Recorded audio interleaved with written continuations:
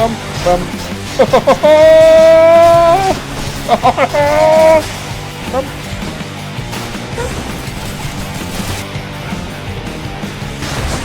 That's the place.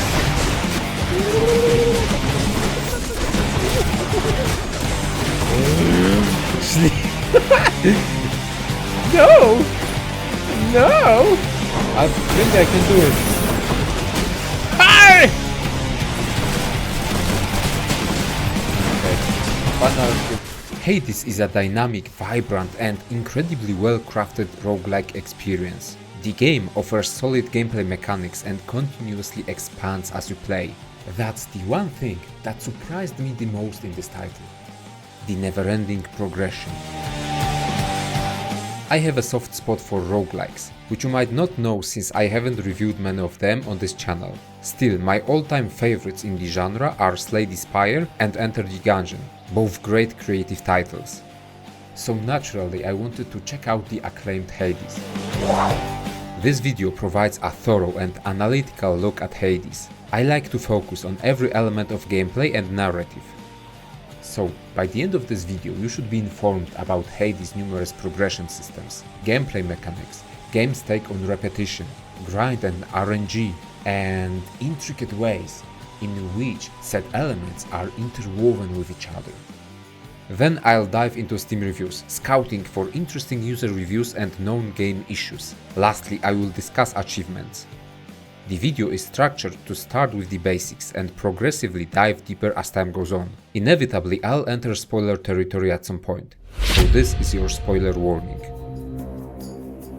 My videos are quite long, and I do not expect anyone to finish the thing in one sitting. I've added timestamps for each chapter to make viewing my content more convenient.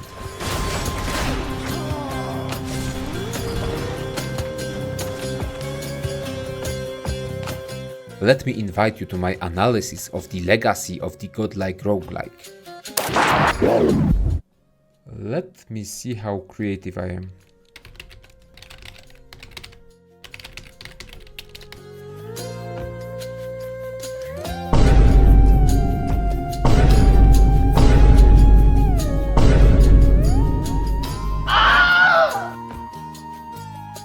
I guess godlike roguelike is not as imaginative as I thought.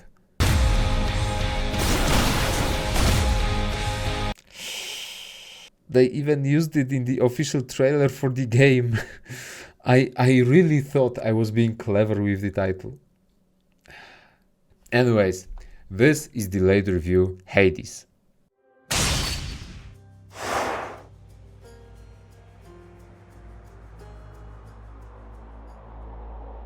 This video is based on 81 hours of gameplay, 116 attempted runs where around 75% of them were successfully completed. During my time spent in the game, I have unlocked every keepsake, combination of boons, companions, pretty much everything there is to unlock. No wonder I managed to get 100% achievement completion, which is directly tied to all of those collectibles. I also decided to complete the run with each weapon equipped on hit level 20+, just to challenge myself. But before we'll get to the challenging stuff, let's discuss the basics.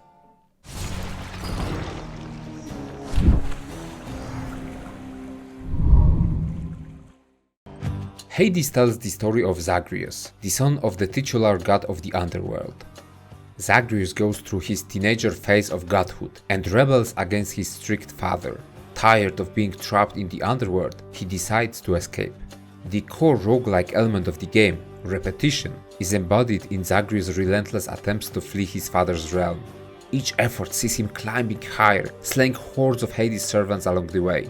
As a god, the protagonist cannot truly die, so when he inevitably fails, he is sent back to his father's palace, hence connecting the roguelike dungeon crawl with the narrative. It's very smart. Zagreus isn't alone in his quest. The gods of Olympus, his aunts and uncles, aid him by providing various boons. These boons are one of the main variables that make each escape attempt unique. Gifts granted by the Olympians form the foundation for the build making, as do the weapons. Supergiant Games, Hades' developer, grants Zagreus access to several weapons, some of which must be unlocked. Weapons significantly alter the playstyle, offering unique attacks that are further diversified when combined with godly boons. This system introduces depth and remarkable range of builds, encouraging players to experiment. Players develop Zagreus through their choices.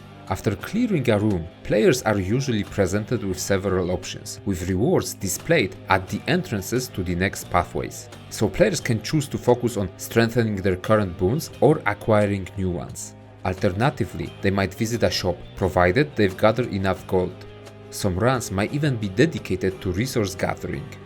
Hades incorporates roguelite elements, allowing players to purchase upgrades that persist between runs. This becomes a vital part of both gameplay and narrative progression. The game offers a healthy dose of RNG. The randomly generated rooms, rewards, challenges, and extra encounters force players to adapt. Yet the game still allows for crafting powerful builds within almost any given set of variables, a testament to how intricately designed the boon system is. The true highlight of the experience, the strongest aspect of Hades, lies in its sense of never-ending progression.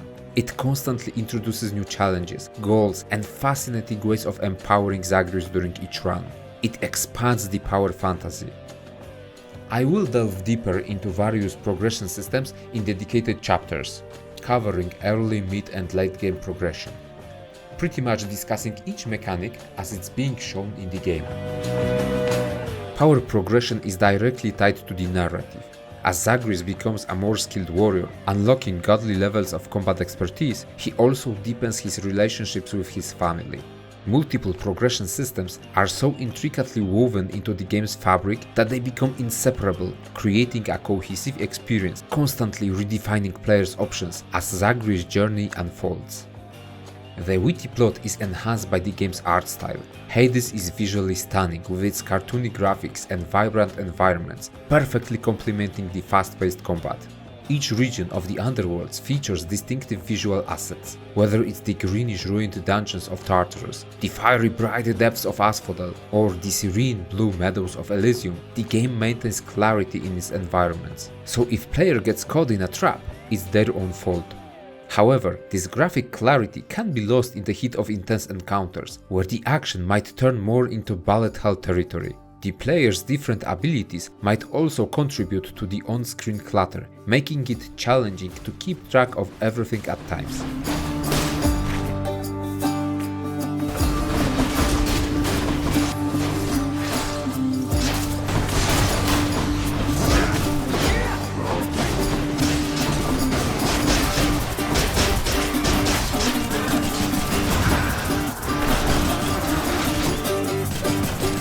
Music, composed by Darren Korb, fits the gameplay exceptionally well. The fast-paced, lively, invigorating tracks blend rock and heavy metal riffs with substantial influences of Mediterranean sounds. Darren used a variety of Greek and Turkish instruments to craft this distinctive piece of art. A job well done, as Hades' soundtrack has become instantly recognizable. This music is nothing short of superb.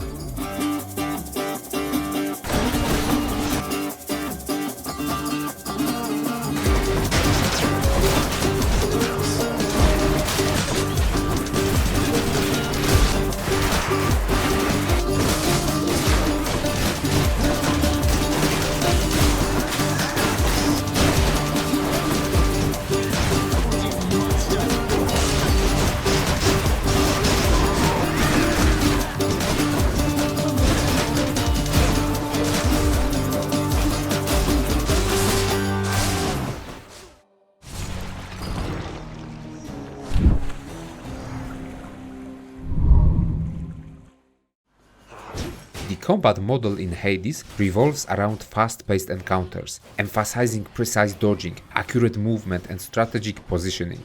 Melee attacks are intuitive, generally offering wider, more forgiving slashes. For mouse and keyboard users, keeping track of the cursor ensures smooth aiming for melee strikes. Ranged attacks or casts take a form of skill shots. Even here, the game is quite forgiving, providing partial auto-aim options to help players hit their targets amidst the chaos of the battle. Supergiant Games has expertly designed each weapon's basic attack mechanics through simple yet highly effective tutorials. The experience is welcoming towards casual player base, at the same time providing solid foundations for more advanced, nuanced playstyles.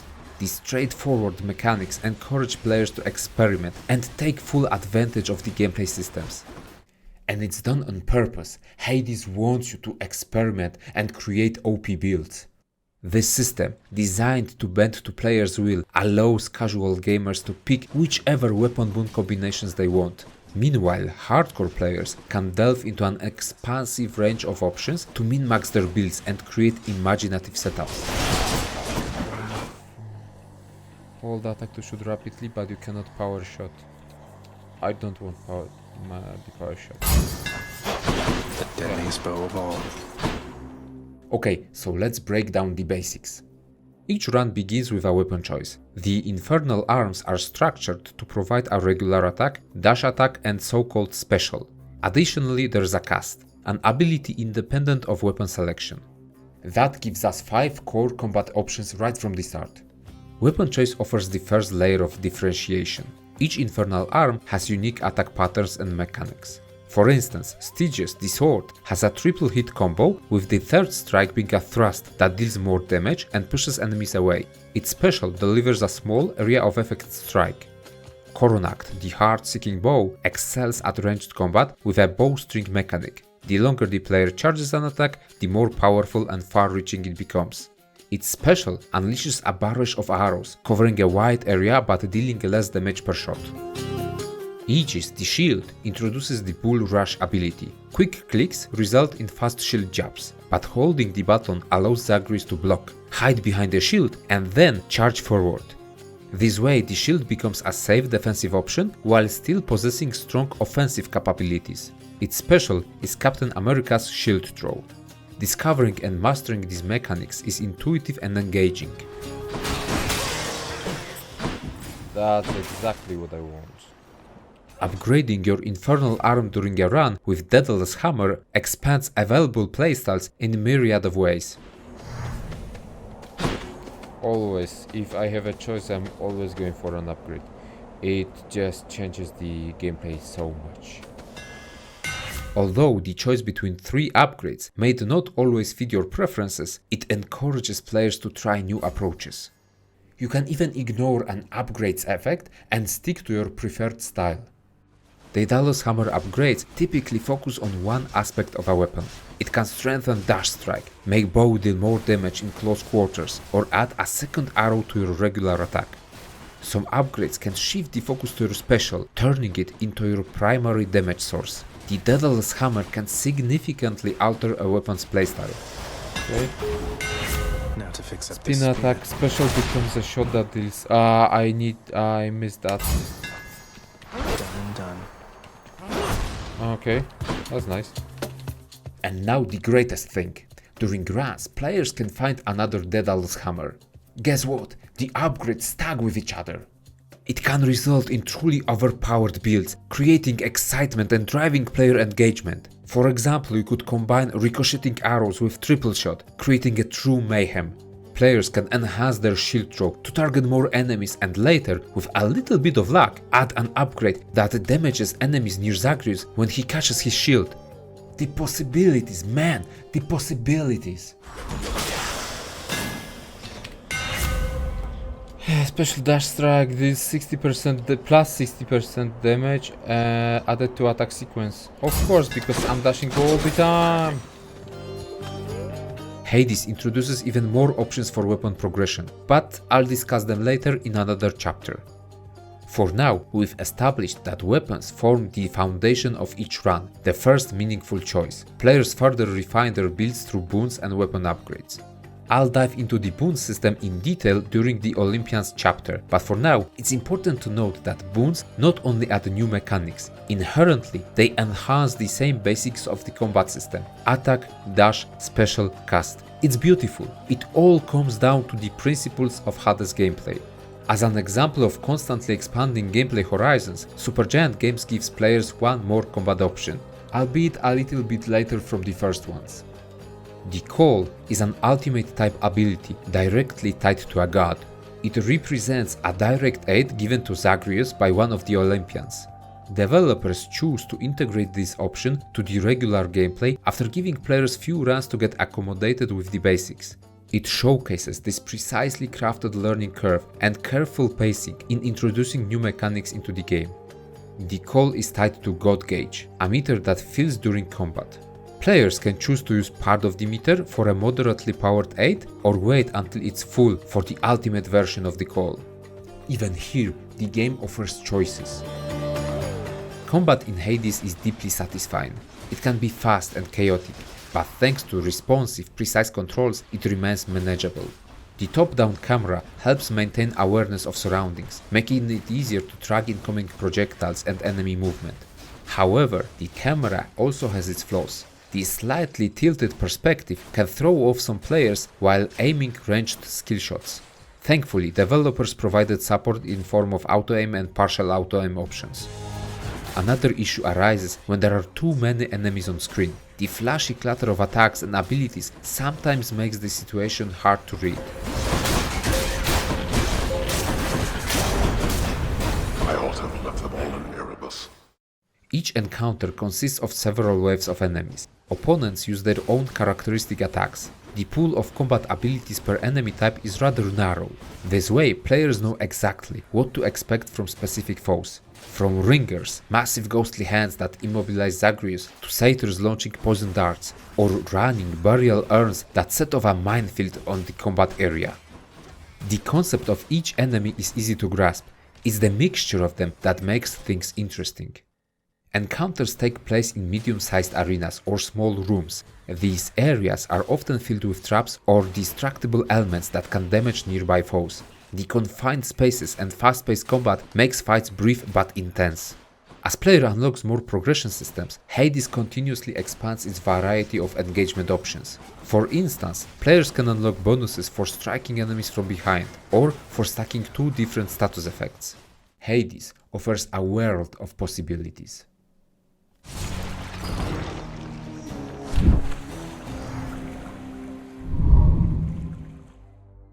The Underworld Manor is inhabited by a diverse cast of characters. At the top of the hierarchy is Hades, the ruler of the underworld. Below him are various servants, each with distinct personalities, goals and motivations. The atmosphere in the manor quickly takes on the tone of an upper-class soap opera, where everyone harbors secrets or shady dealings. Family members pursue their own ambitions, often at odds with one another. The servants, the so-called lower class, also have their own agendas. Despite these underlying conflicts, the overall tone of the narrative remains jovial and playful, softening the serious nature of these clashes with buoyant, playful banter. Zagreus finds himself at the center of this complex web of relationships and rivalries. He has conflicts with some members of the house, while sharing a history with others, like Megara or Thanatos. The soap opera vibes are exemplified by the way servants behave around Hades. They fear the Lord of the Underworld, while still offering help to Zagreus, implying a lack of true respect for their master. Achilles, who was brought to the manor by Hades himself, is tasked with training Zagreus. He becomes the protagonist's mentor, secretly supporting his escape attempts. As their relationship deepens, Achilles reveals his own struggles, and there's even a way for Zagreus to help him in return. Each time Zagreus dies during an escape attempt, he is brought back to the house, creating new opportunities to interact with other characters. The unruly godling may engage in conversations with Hypnos, the enigmatic Nyx, the Mother of the Night, or Dusa, the shy and socially awkward housemate. With each return, Zagreus strengthens his relationships with both family and servants. It's very cyclical, which is an ingenious method of controlling the progression of the narrative. Zagreus can also reflect on his recent achievements in the underworld, while the developers cleverly introduce new progression systems based on the number of escape attempts. Characters often comment on recent events within the household, providing dynamic interactions that feel fresh. Many of Zagreus' relationships are unsurprisingly complicated, especially his connection with Megara, the game's first boss. Meg is hostile towards the protagonist. It's clear that they share history. Because of Zagreus' recent rebellious decisions, Hades pits Megara against his son. Each time the player defeats her, she grows more dissatisfied, frustrated with the whole situation. Zagreus actively undermines her competences. The game shows direct consequences of his actions. Something's amiss. I have arrived. You're back. I thought you made it out. No matter. Thanatos is another deity who clashes with Zagreus. Once again, it seems the two were once close, but Zagreus' impulsive decisions strained their bond. Thanatos is introduced through a gameplay event. You see, from time to time he might spawn in a room, challenging Zagreus. Whoever kills more opponents wins. It's a neat way to introduce more variety into the run, connecting it to a side character. Thanatos encounters are always welcome, as winning the challenge rewards players with extra max HP on top of the room's standard reward, making it a win-win for the player. There he goes. In their first encounters, Thanatos approaches Zagreus in a clearly antagonistic manner. He is angry and bitter over their past. He challenges the young prince, hoping to humiliate him. If player chooses to deepen the relationship and patch things up, they can observe a change in Thanatos' behavior. Gradually, the challenge becomes more friendly, in the late game transforming into a genuine attempt at aiding Zagreus. The game's plot and side narratives heavily rely on player interaction with the various characters. Only through consistent dialogue can the true motivations of the house members be uncovered. Interacting with this colorful cast is not only enjoyable but also rewarding, as developers have built a system of multiple rewards tied to character development. Surprise, Hypnos. I got... Whoa, you can't bring that in here. Just kidding. Thanks. But wait, I'll trade you. Look. Cheers, Hypnos. It's also only through those interactions that attitudes of other characters towards Zagreus might change. As Zagreus slowly strengthens relationships with other characters, he gets to understand their problems, their goals and motivations. It also changes him. The boy matures. The young prince realizes that he is not the only one struggling in this kingdom. Everyone is trapped in the underworld, doing their best to survive, even his father, Hades. At certain points, the plot shifts from its light-hearted and humorous tone to explore more mature themes. You're probably correct. You must think it is my age that makes me obstinate, unable to change my nature. But I have always been inflexible. You think I'm proud of it? You call me father like it's an insult. I deserve the title only as a technicality, I know. You could start being a better father at any point. There's no one stopping you but you. Yes, well, unfortunately I am a significant impediment. You should be well aware of that. You were able to stop me. I have, thus far, been unable to do so. That's actually quite deep. Zagreus essentially becomes the glue holding the underworld together, slowly repairing broken relationships.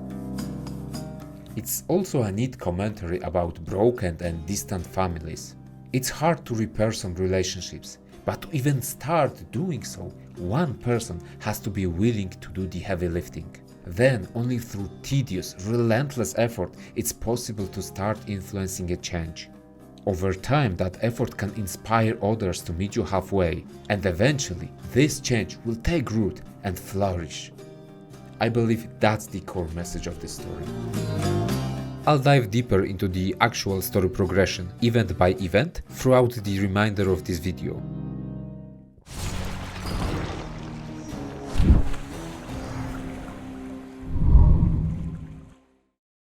The gods of Olympus play a pivotal role in both the plot and gameplay. Through their boons bestowed upon Zagreus, they directly influence each run, introducing a significant differentiating factor into the game.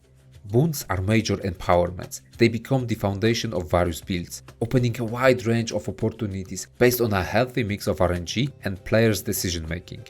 Each god has a distinct theme. Narratively, they adopt a light-hearted, laid-back demeanor similar to the other characters. They resemble those helpful, cheerful, distant uncles and aunts from that one family gathering you went to. writers tried to give every Olympian their own distinct personality. Artemis, the goddess of the hunt, is awkward in conversations, as she seems to feel at ease only in the wilderness, not while being surrounded by other godly beings. Aphrodite radiates warmth and comfort, while Athena is more stern and focused. However, Dionysus, Poseidon and Zeus felt somewhat similar in their characterization, all embodying the cool, helpful uncle archetype. Dionysus leans more into revelry and relaxation. Poseidon emphasizes his coolness factor, but the distinction, especially between Poseidon and Zeus, felt minimal. RNG plays a crucial role in acquiring boons. But there is a method to all that randomness. Typically, 4 to 5 gods will offer their blessings to Zagreus per run. The boons and their quality are randomized. Still, the design of the whole system makes it so that every god provides a plethora of useful boons. So how do boons work? The dead must make a rather easy target, wouldn't you say? Let's see what you can do to them given your choice of these. Once Zagreus approaches a certain god, they'll offer him a choice. From the 3 boons, he can pick one. First thing, boons come in different rarities. Common, rare, epic and heroic. So sometimes, rarity might influence your choice over other aspects of available enhancements. They are also ways of increasing the likelihood of higher quality boons appearing.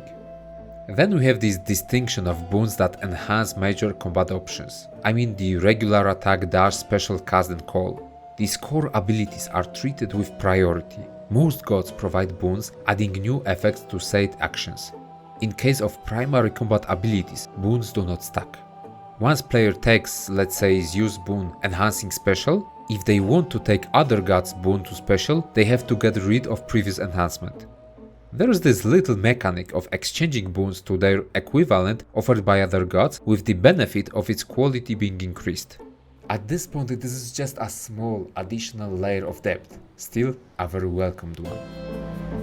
Aside from the boons tied to combat actions, each god offers a plethora of other flavorful enhancements. They are tied directly to each god's leading themes. Many of these boons synergize with others offered by the same Olympian. The boon system awards conscious choices. Some gifts become available only after taking specific other ones from the god's list of enhancements. It rewards planning, gives players control in this wide web of choices. It also rewards devotion to a specific god. The more boons you take from one particular deity, the greater chances Zagreus has to obtain stronger upgrades. Legendary boons are a sign of a great devotion towards a particular god. They offer strong, meaningful upgrades. The boon system is the major feature differentiating runs from each other. It's also essential for crafting effective builds. No wonder it offers depth, a wide array of choices and abilities, as well as mechanics working in symbiosis with each other. Supergiant Games created a system which is mechanically complex, but thanks to some restrictions and mutual connections, it can be bent to players' will. And I'm not done talking about the depth of the system.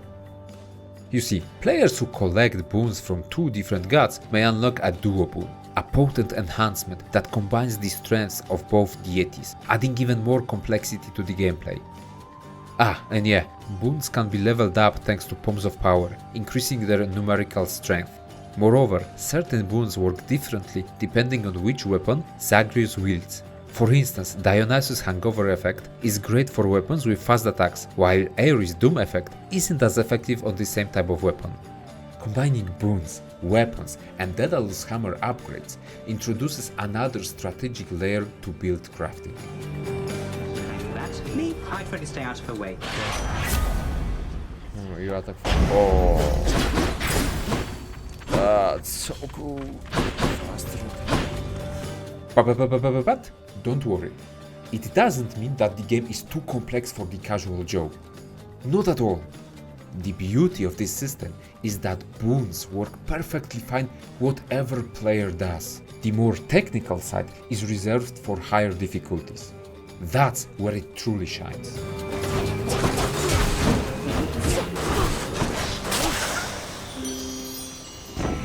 See you next time, I'm sure. Oh, dearest, I suspect we'll... Attack plus weak. It's not bad.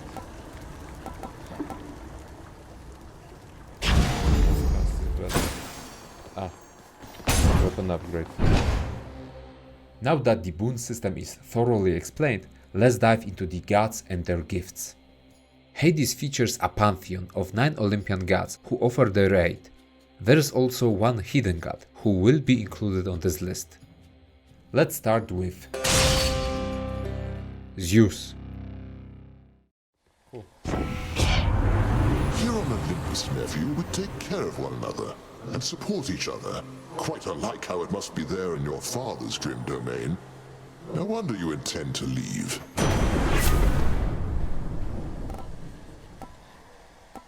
Yeah. Zeus attacking. That will be fine. The ruler of the Olympians bestows lightning-based boons. For example, Attack sends chain lightning to strike nearby foes, while Dash and Special summon thunder strikes. Zeus' abilities are fantastic for dealing with groups of enemies. Clearing rooms with Zeus is fast. Players willing to grab multiple boons from Zeus can empower their lightnings to also cause the jolted effect. Jolted enemies take damage when they attack. This is a perfect opportunity to talk about status effects. One of my favorite Mirror of Night enhancement is Privileged Status. It allows players to deal significantly more damage to enemies affected by at least 2 status effects. Every Olympian besides Hermes grants their own status effect through their boons. The trick is that some of them grant their effects automatically with their primary boons. Other gods require player to take additional boons to get to the effect later. Zeus, for example, needs an extra boon to unlock the jolted effect. I perceive it to be mid-tier, with a strong advantage of being applied whenever a thunder or lightning strikes an enemy. This way, it can be triggered on multiple occasions, not only on primary combat actions. No, Jolted. This pleases me. Jolted. Larger area is also good. Jolted. Weak Jolted. I don't want weak Jolted. In the name of Hades. Jolted. Epic Jolted. Now. That's... Now the build is online. Zeus excels in area of effect damage, with his call covering the battlefield in lightning. Success easily achieved. I'll not indulge such outbursts from you, boy. Abilities granted by him cover wide areas and deal decent damage. He allows for fast runs, but is very one-dimensional, at least before applying duo boons. I had cleared higher hit level runs with strong reliance on Zeus boons. However, his single target damage is lacking, unless you heavily invest in additional thunder strikes. Poseidon. Poseidon offers straightforward, high damage boons that add a knockback effect. His Rapture status effect, which deals damage when enemies move, synergizes perfectly with knockback, making his boons deceptively powerful. I had my love-hate relationship with Poseidon during my playthrough. I heavily relied on his boons in the early hours of my adventure. Then I switched to more technical abilities and gods, only to realize in the endgame that, damn, Poseidon can also be quite technical. You see, Poseidon offers few boons which can exponentially boost your resource farming. So if you are going for a resource farm run, Poseidon is your guy. His call transforms Zagreus into a wave that knocks enemies back, dealing significant damage. For a long time I thought it's a really bad ultimate ability, as Zagreus would suffer damage while being in a wave form. I was wrong. Poseidon's aid makes Zagreus invincible during transformation. And now the beauty of the design. If you'll invest deep enough, got the pun? Into Poseidon's boons, you'll unlock plethora of buffs, further increasing knockback damage. It gets to ridiculous levels of power. There's even a boon increasing damage dealt strictly to bosses. Poseidon kicks ass. Athena. Athena is the most defensive Olympian. Her primary boons grant the ability to deflect projectiles, so it's possible to literally shadowbox your enemies to death. Athena's additional boons focus on damage reduction and enhancing death defiance. Her boons are perfect for new players, offering a solid defense. Through additional boons, players might unlock the Exposed status effect, which causes enemies to take increased damage from behind. This effect synergizes well with one of the Mirror of Night upgrades. Personally, I found it more useful for triggering the 2 status effect buff rather than for tactical advantage, as my chaotic playstyle, dashing and jumping around constantly, made it hard to focus on hitting enemies from behind. However, for more patient, tactical players, it could be a real game changer. Athena's Call ability grants brief invulnerability and allows players to deflect incoming attacks. It was my first go-to ultimate. I even got my first Hades kill thanks to it. Later I realized that calls like Poseidon's Aid or Ares' Aid offer similar invulnerability but provide more offensive capabilities. Artemis. The Goddess of the Hunt specializes in boosting critical hit chances and amplifying Zagreus' damage output. Her boons significantly enhance the cast ability, while also offering ways to increase general damage across the board. Delving deeper into Artemis' boon list, players can unlock the marked status effect. It essentially increases the chance for enemy to get critically hit, which then transfers the status effect to nearby foes. It's yet another example of a well-designed enhancement kit. My favorite gifts obtained from the Goddess of the Hunt were Artemis' Aid and her dash upgrade. The call is just a huge burst of single target damage. On full meter, it deals tremendous damage to bosses. Then there is her dash related upgrade. Instead of working directly on dash, it increases dash attack damage, which for shield and spear was my main source of damage. This upgrade synergizes beautifully with Daedalus Hammer upgrades, making it a potent combination for those weapons. The arms of the 7th avatar. Normally Hunter Dash would... no, Hunter Dash is good for that. Because, yeah. Dumb. Fix that for you. Aphrodite. Why, hello there, little godling. I have to say you're quite the specimen, and so I've decided I shall aid you for the moment. You interested? You can't go wrong with Aphrodite. The Goddess of Love offers a versatile selection of boons that are useful in nearly every situation. Her base boons apply the weak status effect, which reduces enemy damage by 30%, making it a great defensive tool right off the bat. For those who dig deeper into her boon tree, Aphrodite provides various enhancements to the weak status, further reducing enemy damage or increasing their susceptibility to incoming damage. Aphrodite is a safe pick for any run, as she always offers a few defensive boons that passively fortify the player's defenses. She also introduces the charm effect, either through her legendary boon or her version of the call. Charmed enemies fight for Zagreus temporarily, and while this might seem less useful in boss fights, it's surprisingly effective. Charmed bosses become disoriented and stop attacking players for a few seconds. Not only does it provide us with some free hits, charming a boss in the right time disrupts their attack patterns. It worked wonders on some higher hit level Hades encounters. Ares. Ares is a particularly interesting case for me. Similar to Poseidon, I would regularly pick one or two of his boons whenever the opportunity arose. Ares' attack and special boons inflict the Doom status effect, which deals significant burst damage to enemies after a short delay. Essentially, it's like planting a time bomb on your foes. While the effect itself is powerful and can be upgraded with more of Ares' boons, it has its drawbacks. It's slow and doesn't stack. Some of these limitations can be mitigated with additional Ares boons, but overall, Doom works best with slower weapons or single hit specials. Ares' miscellaneous boons are also highly valuable.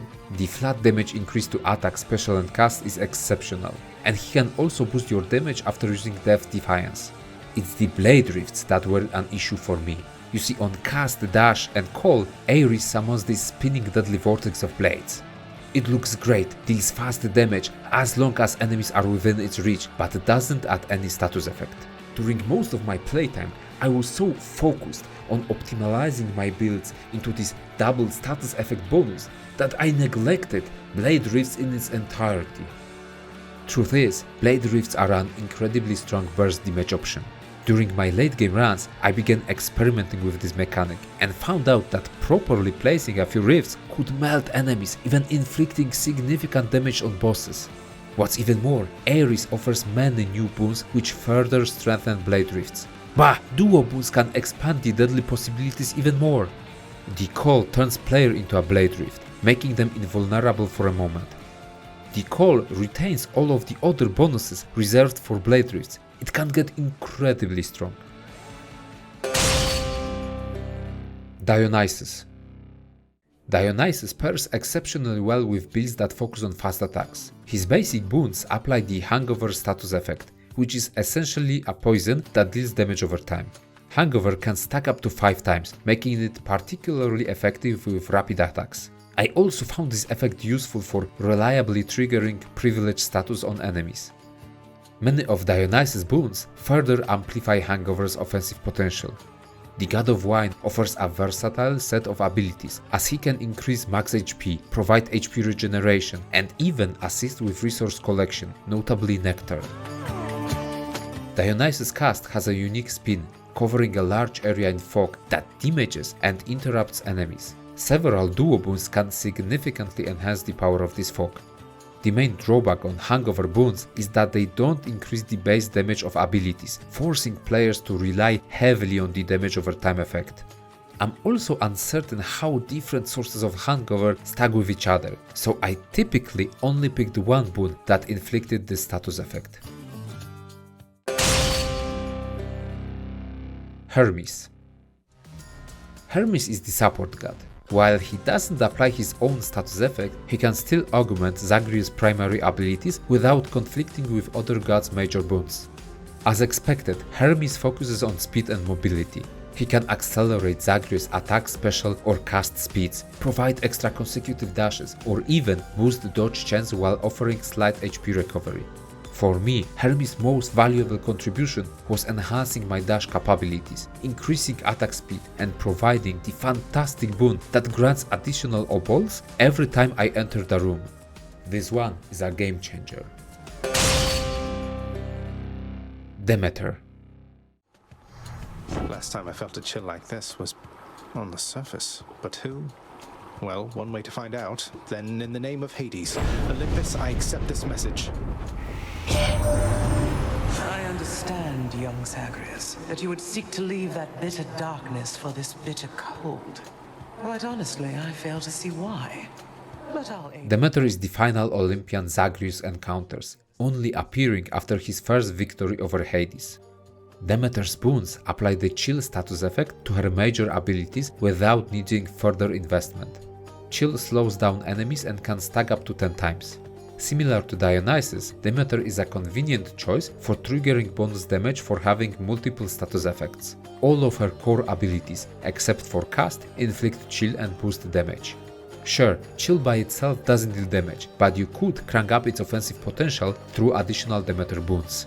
This makes Goddess of Seasons a tricky choice for me. She is a safe option for a single point dip, just to get the status effect and the magic increase. Her gifts also become exponentially stronger for players who devote their runs to her, either by developing chill effects or her weird cast. You see, Demeter changes Zagreus' cast into a crystal tower, dealing damage through a beam attack. The problem is that by itself, it's pretty mediocre. Enemies move constantly, and the beam is really slow to follow. However, it gets much better with the help of duo boons. Especially Artemis duo boon works wonders here, increasing the speed of beam movement and making it auto-follow its target. Unfortunately, in each deep dive into Demeter's offering, players will inevitably encounter her HP regen boons, which are very weak.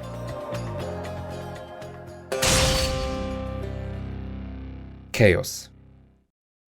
Chaos is not an Olympian, they are a hidden god. At one point in the story, players will encounter strange void portals during their runs.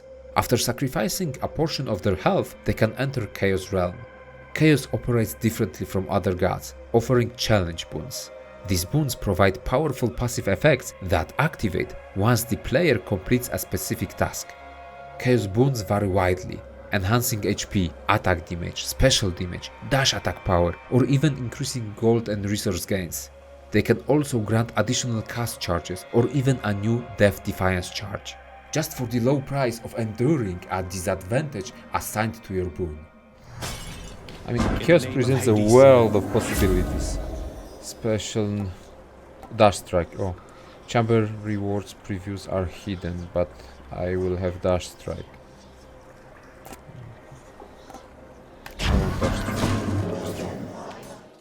After clearing a specified amount of encounters with the hindrance, it vanishes and the boon becomes active. I remember trying to create a tier list of gods midway through my Hades journey. But the longer I played, I started to rediscover some gods. I dug deeper within their boon lists. I started to experiment more, even on higher difficulties. Eventually I realized that while the gods are not all equal in power, with enough experience in Hades gameplay, you can make any god work effectively.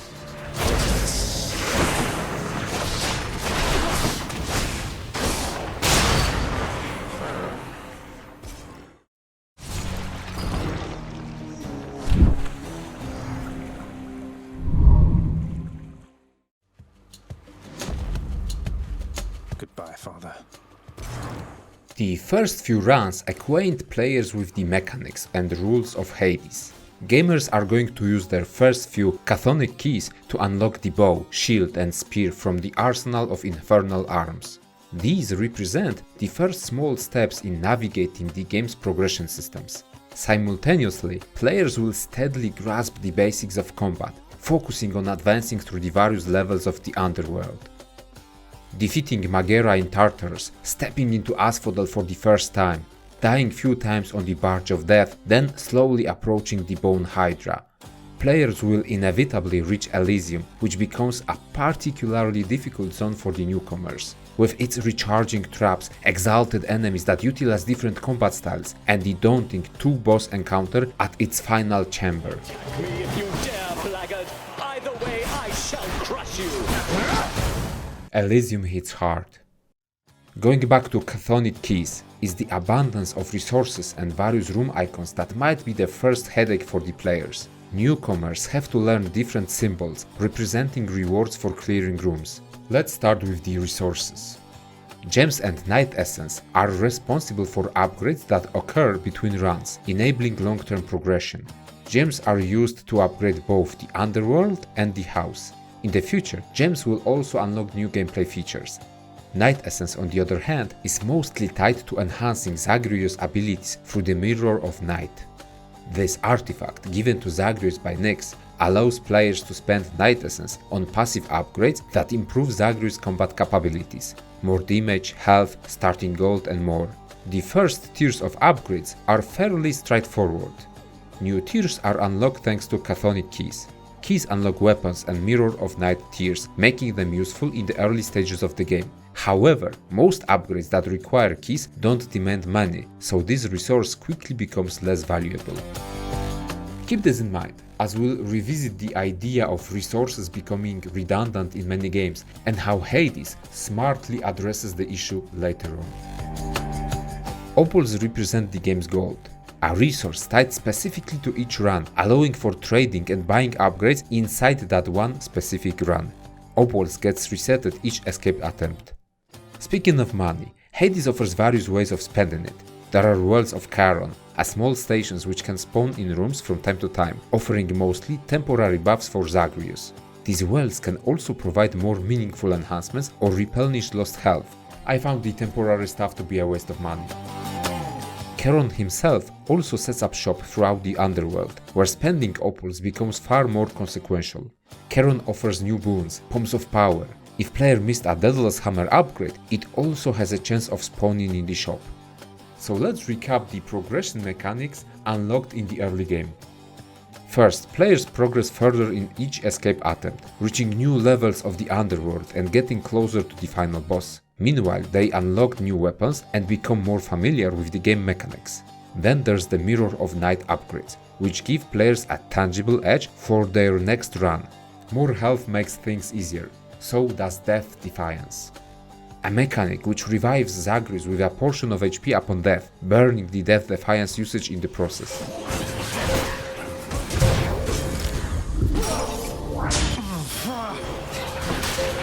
The pacing of these progression mechanics is excellent. Chthonic keys are the resource gating new weapons and Mirror of Night's upgrade tiers. Therefore, player has to go through the game a couple of times before being able to unlock new stuff. So there is a natural learning opportunity. But it doesn't stop there. After a few runs, the house contractor becomes available in the household.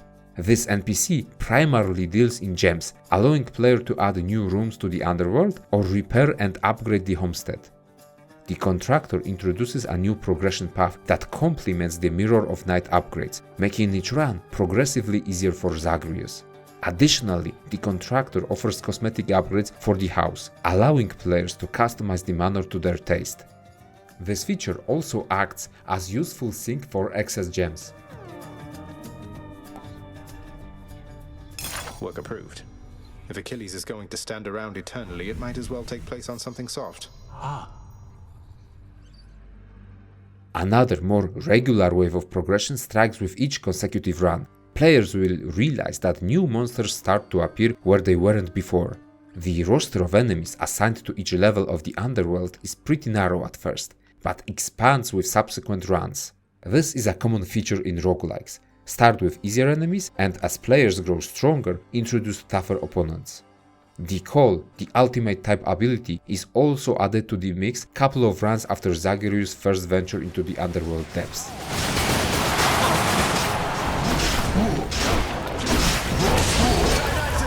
What a nice bam bam bam bam bam bam. Stop. I yield. So much damage, dude. Asterius. The final aspect of early game progression is the advancement of the story. Players meet various denizens of the underworld, both in the household and outside of it. Characters like Sisyphus in Tartarus or Eurydice singing in Asphodel. It's also around this time that Supergiant Games introduces the final primary resource, Nectar. Nectar is a gift Zagreus can offer to NPCs to gain their favor. It also works on the Olympian gods. You know what? You're gonna receive a gift from me. Lady Aphrodite, I am truly blessed simply to have made your acquaintance, so this is for you. Lasting relationships are built on reciprocity.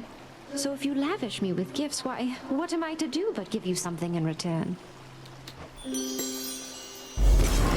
I'm honored, Aphrodite. Eternal Rose. This is a clever mechanic that encourages players to engage with the narrative by rewarding them for fostering relationships. And nothing motivates player more than receiving tangible rewards that enhance their power. The first time Zagreus offers nectar to an NPC, he receives a keepsake in return. Keepsakes are items players can equip before each escape attempt, offering unique benefits that can significantly influence their strategy. And yes, these keepsakes can be leveled up. Another progression mechanic. Keepsakes are great, they can support your playstyle or influence your run in a significant way. Lambent Plume, the keepsake granted by Hermes, increases players' passive dodge chance each time Zagreus quickly clears a room. Old Spike Collar, given by Cerberus, flatly increases players' starting HP, a good item for new players to help them in their first steps in the underworld. Chthonic Coin Purse gives players a singular payment of obols. In my early runs, I always took this item first, which increased my money stack significantly. Then, after clearing Tartarus, I changed it for other keepsake. The money received is not taken away once you change the item. Then there are keepsake received from Olympians, which can meaningfully influence your run as you can force a specific god to appear. A new addition to the old collection. Okay, what's that? The next boon you will find will be from Aphrodite. Her blessings have 10% chance to be rarely better. So Eternal Rose is basically a way to secure that the first boon will be from Aphrodite. And as I will upgrade it, I will have better chance for it to be of better quality, which is fine and gives me a way to control the starting boon. I guess I like it. It's okay. It's okay. And no. And as I can change keepsakes, if I particularly want anything from Aphrodite during switching of the levels of Tartarus,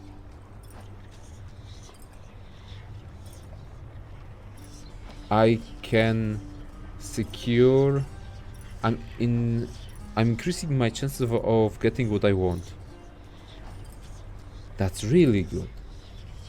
Yeah, that's good. keepsakes are a very explicit footnote made early by the developers. Expanding Zagreus' relations with others is not only a narrative mechanic, it's also tied to gameplay.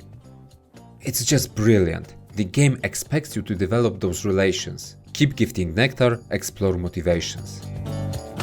It's an integral part of the story, and in time might lead to something even more profound, which will be explored in the endgames section.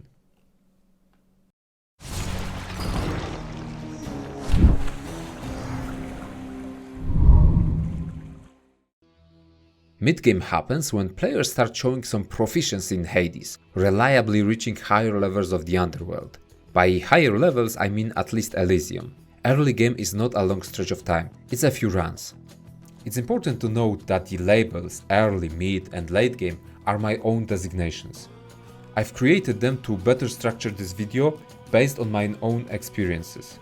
My main goal is to focus on progression and events that occur in specific stages of the game.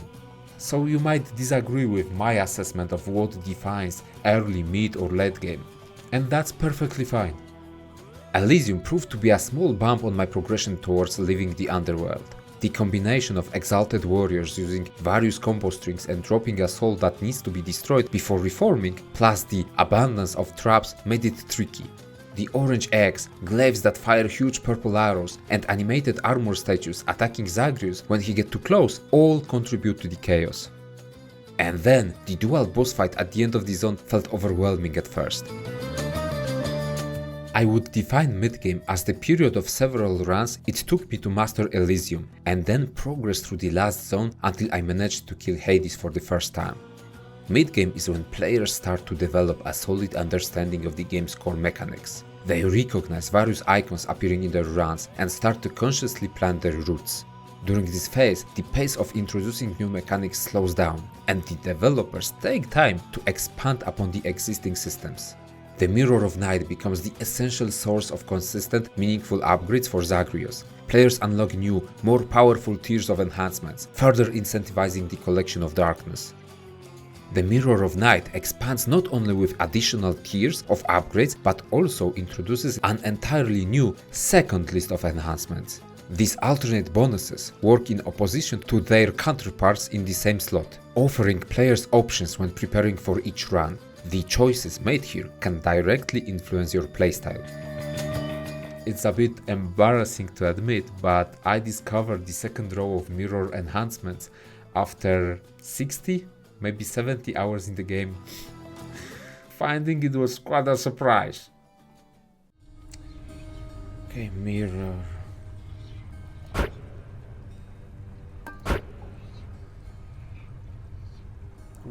What? Oh, shit. I can click on it to change what it does give me. No. For such a long time I didn't knew it works like this. I just thought it got upgraded automatically. How about like this? Damn. The house contractor becomes a major resource sink for gemstones and serves as the second main pillar of progression between runs. The contractor's offering gradually evolve into more meaningful upgrades. Players can ensure infernal troves spawn on various levels of the underworld, enhance rewards, or add golden urns, which provide a substantial amount of additional gold. Players can even purchase a fishing rod, adding a new minigame to their runs. The cool thing is that fishing can actually provide players with decent extra resource gain, hence providing a reason to engage with the minigame. Fishy, fishy, fishy.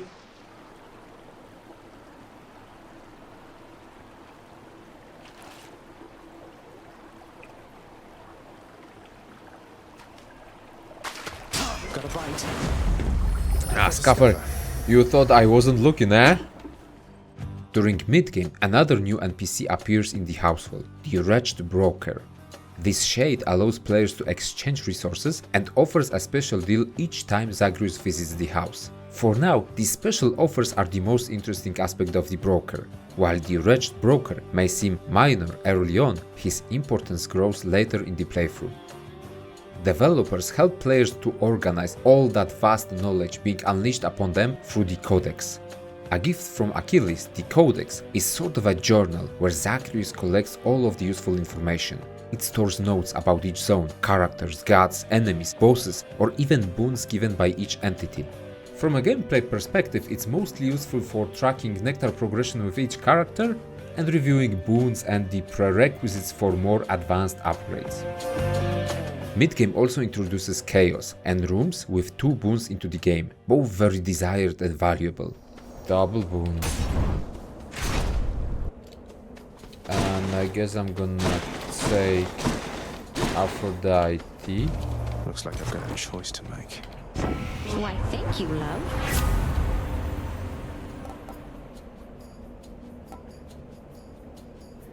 Be careful. Why would you side with... Ugh. Why do I even bother with some lesser god? Forgive me, Lady Artemis.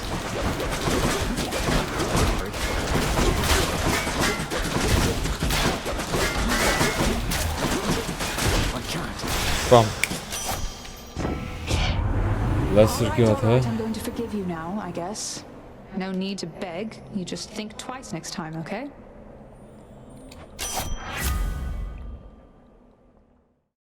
Narratively, mid-game sees Zagreus digging deeper into his memories. It is revealed that Nyx is not his true mother. Hades remains dismissive and secretive about the matter. Zagreus eventually unlocks the Administrative Chamber, a room dedicated to side quests and narrative elements. Gameplay-wise, it provides a summary of the player's overall progress. As Zagreus manages to uncover more about his origins, his goals shift. It's not just about running away, his quest transitions into finding his true mother and uncovering the secret behind her disappearance. This is where we see Zagreus begin to mature. His rebellious demeanor is now fueled by a deeper, more meaningful purpose. It's worth noting the pace at which progression mechanics are introduced. In this video, it might seem like player is overwhelmed with new mechanics. In actuality, Hades introduces new gameplay systems each few runs, so players have a chance to at least get acquainted with them. The game is carefully paced, ensuring that players aren't bombarded with too many new systems early on, yet still keeping things fresh in the late game. It's perfectly balanced.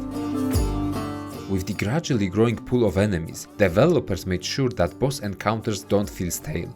After a few runs, players who have grown accustomed to Megara, the first boss, are greeted by another Fury taking her place. This is Supergiant Games' way of adding variety to the boss fight.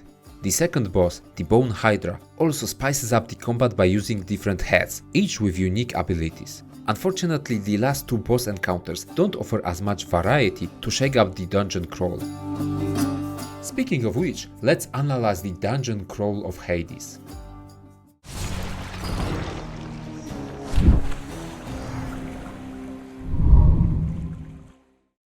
The underworld is divided into 4 major zones. Zagreus must battle through each one to reach the surface. The House of Hades is located in Tartarus, making this greenish, shadowy zone the first stage of every escape attempt. It's a labyrinth of corridors set within a crumbling dungeon. Most combat areas are either single rooms or small double chambers connected by narrow pathways. There are also bridges that limit movement space, forcing players to fight with careful positioning. Fortunately, you cannot fall off the ledges in Hades.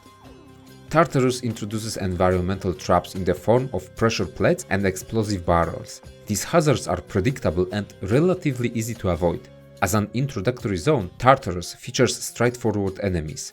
The initial challenges begin with wretched thugs, giant shades wielding clubs. They are quite durable, but also slow, with wide predictable swing attacks. Wretched witches are the first caster enemies, introducing players to the concept of enemies attacking from a distance. Wretched louts are another large targets. It seems the early enemies are designed to be easy to spot and hit. Louts charge directly at players. Soon after, numbskulls and skull piles appear.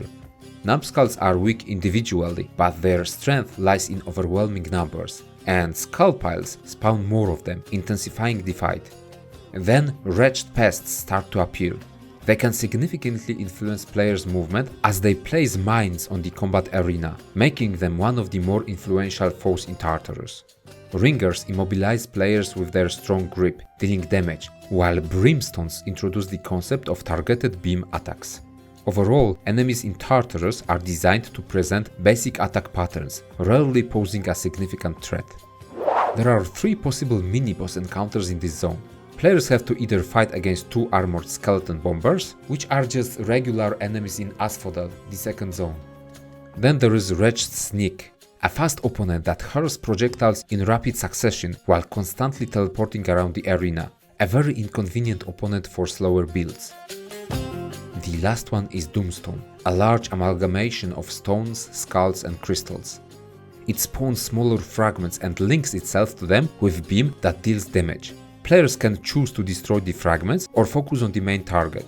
Zeus builds work exceptionally well against Doomstone. Tartarus is also a home to Sisyphus. The fallen king grants Zagreus either health replenishment, obols or night essence. The final boss encounter in Tartarus is against one of the 3 Furies. Initially, players always face Megara, but as the game progresses, Alecto and Tisiphone can appear instead of her. The Furies share similar abilities but with distinct variations. All 3 possess a damaging dash, with Megara and Alecto using a straightforward launch, while Tisiphone adds projectiles to her dash. They also use different variations of their whip ability, with Alecto striking forward, Meg attacking all around her, and Tisiphone builds more of a combo around it. Furies also use different variations of projectile volleys and AoE attacks signaled by circles on the ground. They are quite aggressive, forcing players to move a lot. Alecto introduces Ares Blade Vortex into her attacks and enters a rage phase where she rapidly spams abilities. Tisiphone, on the other hand, shrinks the combat arena at 66% and 33% health, tightening the player's movement options. The Furies are well-designed opening bosses, challenging but not overwhelming. Asphodel is our next stop. This biome is a cave flooded with lava. In here, players can actually fall into the fiery pits, which can be automatically treated as traps. This zone is lighter on conventional traps, but players must contend with fireballs shooting from magma, smoke clouds that obscure vision, and a few exploding barrels. Lava remains the primary environmental hazard. The main enemies are the various types of bomb-throwing skeletons. They are very mobile, able to jump through vast distances, plus can throw a bomb under themselves, teaching players restraint. Bone Rakers, another skeletal enemy, introduce combo attacks. There's also a larger, red version capable of summoning a sweeping purple wave across the battlefield, even from off-screen. In Asphodel, players need to stay alert. Enemy attacks become harder to predict. Skull Crushers, for instance, are living stalagmites that leap into the air, targeting players and crashing down on them. Players must watch their shadows to dodge these attacks. Small Hydra heads and Gorgons shoot out homing projectiles. Some of the previous foes appear again, like numbskulls. Then there are Spreaders, an upgraded variant of the witches from the Tartarus. They shoot out 3 projectiles spread into 3 different lines. The elite version fires a series of projectiles instead. It's a good example of an enemy concept which keeps evolving the deeper player is in the run. There's even a 3rd variant of the witch that will appear later in the Elysium. The same will be true for new Urn enemies using upgraded minefield attack. What? Singing? Here? Come on in. Asphodel is a home to Eurydice. She offers powerful buffs to Zagreus, therefore I always went her way if possible. She can either level up random boons for Zagreus, increase their quality, or assure the few next boons to be of higher quality. Asphodel features 3 memorable mini-boss encounters. The Court of the Witches, where player has to fight multiple elite spreaders. The Room with Armored Skullcrusher and Mega Gorgon, and most notably the Barge of Death. Away we go. During the initial runs, the Barge of Death can be an extremely challenging encounter. Player has to fight against strong opponents supported by Void Stones, which can conjure a shield blocking all damage. All of that in a narrow arena. Thankfully, in later runs, the difficulty of this encounter drops drastically.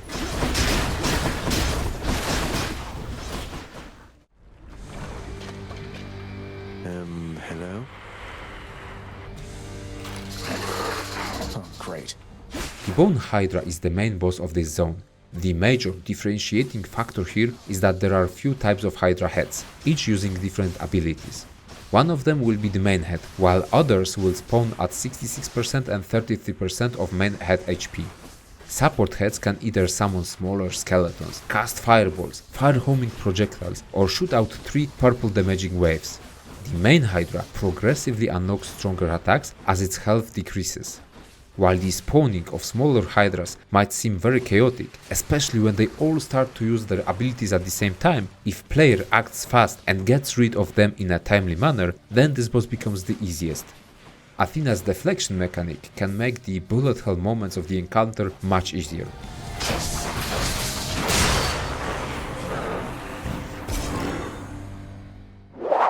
The blue atmospheric overlay, lush green grass, and the ornate architecture of Elysium stand in stark contrast to the dark, hellish landscapes of the previous biomes.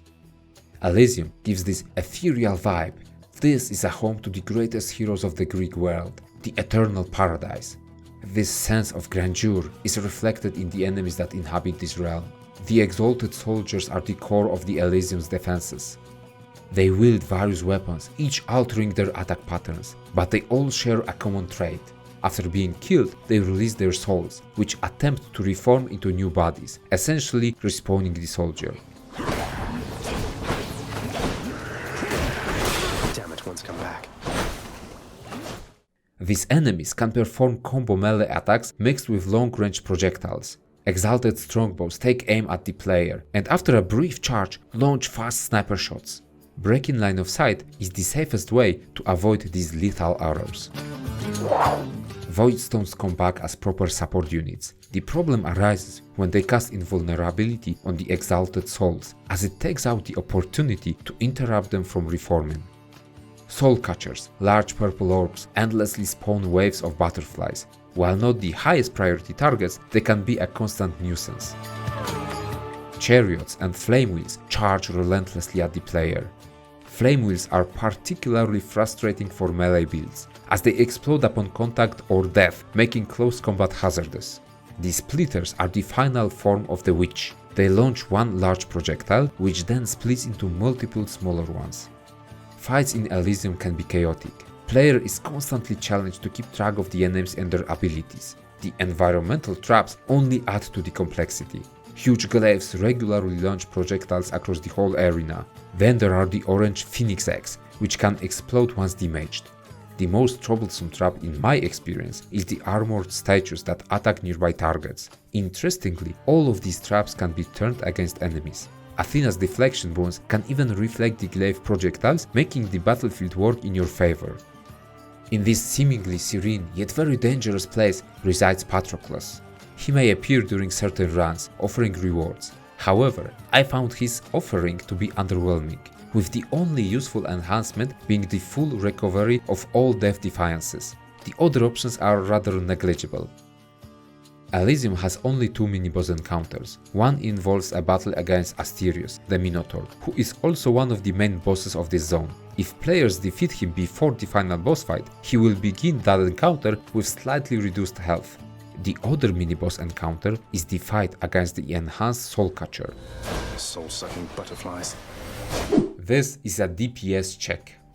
Soul Catcher is armored and has a lot of HP. The foe summons waves of butterflies, but the true challenge comes from exalted souls, which also keep appearing during the encounter. Given enough time, they transform into exalted warriors. If player does not have capabilities to deal damage high enough to confidently deal with the boss and the souls, they can get easily overwhelmed.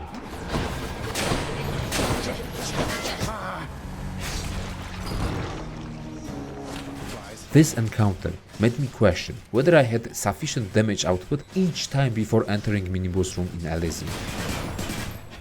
The final encounter of Elysium is the arena fight against Theseus and Asterius. This fight proved to be quite a challenge in my early runs. Thankfully, with time you can learn boss mechanics, which makes it much easier. Asterius uses 3 wide arc swings before leaping towards the player or near their position. After losing some health, he also slams the ground, creating 3 shockwaves upon impact. Occasionally, he will chase Zagreus, but you can direct him to crash into walls or pillars, interrupting the attack. Theseus, the self-absorbed, endlessly bragging champion, is the true challenge of this fight. He shifts phases when his health drops to 50%, so I recommend focusing all damage on Asterius while avoiding Theseus' attacks. Once Asterius is down, players can fully concentrate on the insufferable champion. In the first phase, Theseus throws his spear, which he later recalls. He aims it similarly to how exalted strongbowmen do, so players should already be familiar with dodging this attack. It's a beautiful way of teaching player boss fight mechanics before the fight, so that the actual boss encounter is a little bit less intimidating. Theseus also performs a spear spin attack, which is telegraphed briefly, giving player a chance to dodge. Keep in mind that he wields a shield, making frontal attacks ineffective. In the second phase, Theseus summons one of the Olympians to help him. That's the random part of the fight. Most of the time, the specific god summoned doesn't drastically change the battle, but their relentless aid attacks can significantly limit the player's movement, adding extra pressure. Temple of Styx is the last proper biome. In here, exploration works a bit differently. Zagreus first arrives at a hub area, offering 5 distinct pathways to explore. To his right is Charon, with a much wider array of items than before. He also offers an endgame resource for a particularly high price, giving players a chance to speed up their endgame materials farm. Ahead of Zagreus, on the bridge, stands Cerberus, but of course he won't attack Zagreus. In order to get the dog out of the way, Zagreus has to find a treat for him, which is located at the end of one of the pathways. These pathways consist of several small rooms filled with enemies, culminating in a larger, more challenging room, almost like a final test. Players can only claim their rewards after completing the last room. The smaller scope of most rooms works incredibly well with wide area effect skills, making them particularly effective. Scatter shot for the win. Really good win clearer.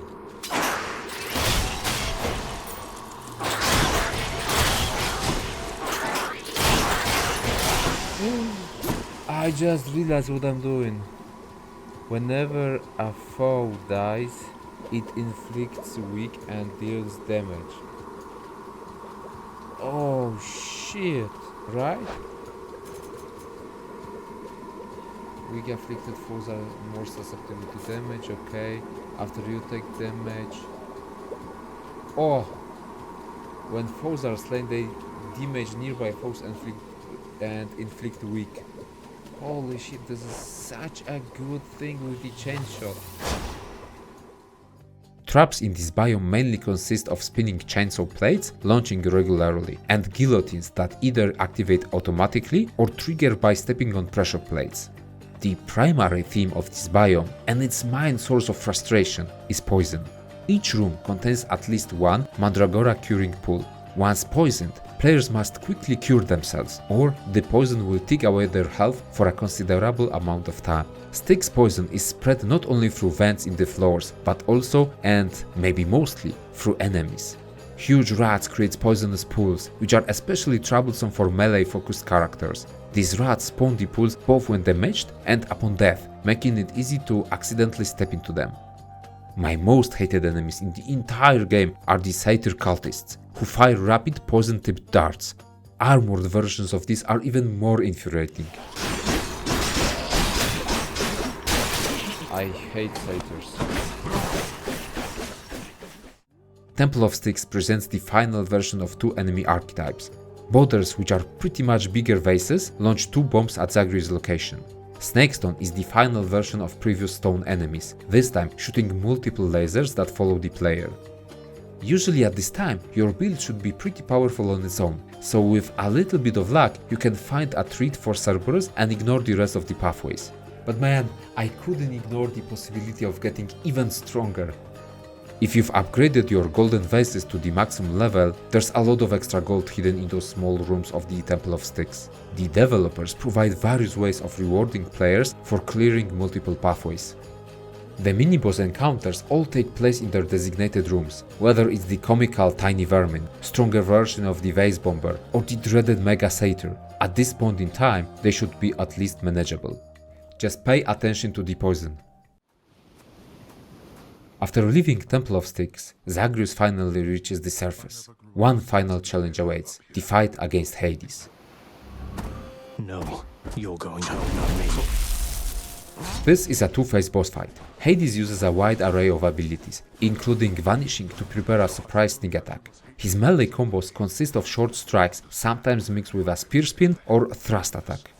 In the first phase, he regularly summons skulls that explode after 5 seconds, sending a damaging shockwave across the arena. The solution is to either destroy the skulls before they explode, or dash through the waves. Hades also summons various armored enemies, any of which could have appeared in previous biomes. The first phase is largely about learning his attack patterns. Players can deal with summoned enemies while Hades becomes temporarily invisible.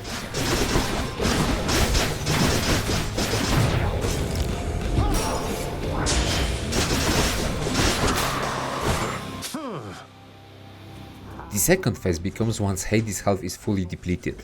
He then fully replenishes his HP and conjures a massive green wave similar to the skull explosions. Don't forget about this.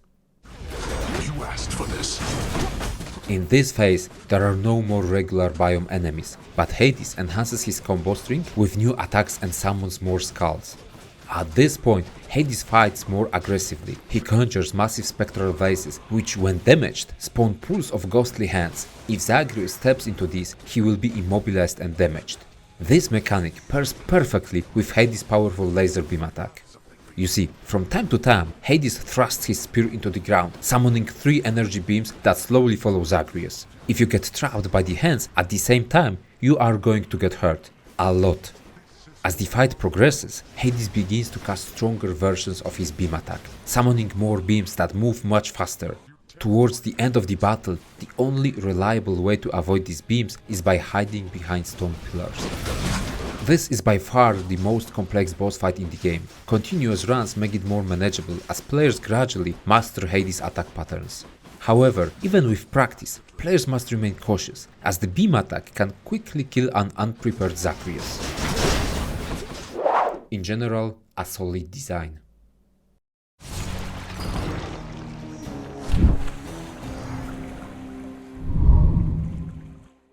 I define the late game in Hades as the period of time following your first victory over Hades, continuing until your 10th kill, which marks the game's soft ending. There are essentially 2 endings in Hades. The second one requires a significant amount of grinding, so many players may not have even experienced it. Late game encompasses the heaviest narrative progression. Zagreus finally beats his father. He is free. Or is he? He embarks on a quest to find his mother, Persephone, and when he finally does, she is stunned to learn he's alive, having believed he was stillborn. She had been devastated by the event, slowly suffocating in the stifling underworld, so she left. Persephone is the goddess of vegetation, therefore the barren, dark underworld wasn't a suitable place for her. Zagreus tries to learn more. After all that time, there is so much he wants to know, so much he wants to tell, yet this rejoice is short-lived. Zagreus is bound to the underworld, and remaining on the surface for too long kills him. Thus, a new goal is set for Hades' son. Continue escaping, visit Persephone, and uncover the truth behind his family's separation. There is a certain tragic beauty in Zagreus' quest. Enduring relentless battles and grueling climbs from the depths of the underworld, all for a brief, fleeting moments of peace with his mother. So, late game offers explicit narrative reasons to keep defeating Hades and reaching the surface, but the game isn't finished expanding its mechanics and progression systems. During their runs, players might notice a golden bag of gold floating behind Charon on a rare occasion. After trying to steal it, we unlock the Charon boss fight. Yeah, they added another boss fight into the game. The stakes are high. The bag contains 300 gold, and defeating Charon rewards a golden card that reduces all shop prices for the rest of the run. A huge advantage. However, the risk is immense. Charon is a formidable foe, and the fight usually occurs in Tartarus or Asphodel, early in the player's build crafting journey. This means Zagreus often faces Charon while still underpowered, making the encounter especially punishing.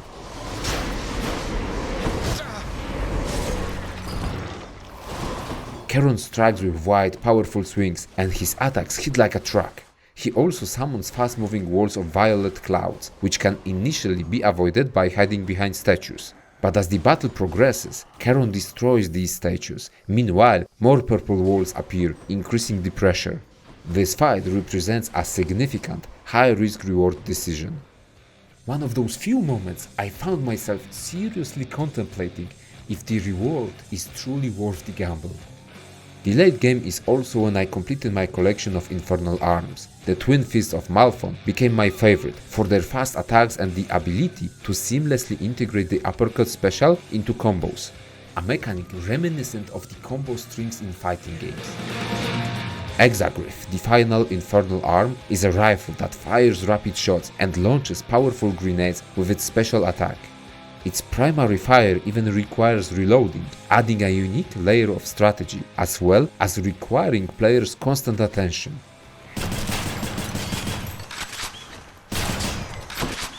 Ooh, I can reload and dash. Now that's cool. But if I learn to dash while I'm reloading or reload while dashing, then suddenly it's not that bad. Okay, so I can dash while reloading, but I cannot move while reloading, okay? Or can I? Right.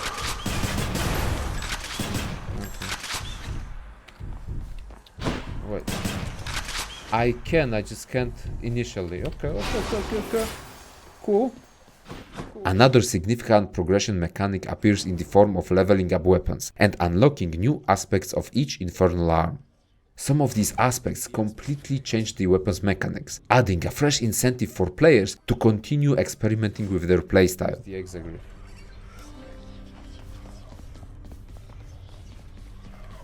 What's that, a reveal? What in blazes? Exagryph, you're telling me your secrets. What am I looking at?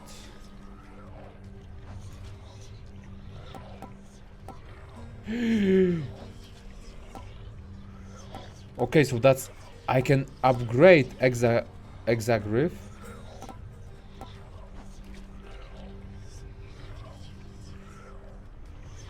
Okay, for 1 blood I have 24, right? Grant me the aspect of Eris. Hey, whoa, what?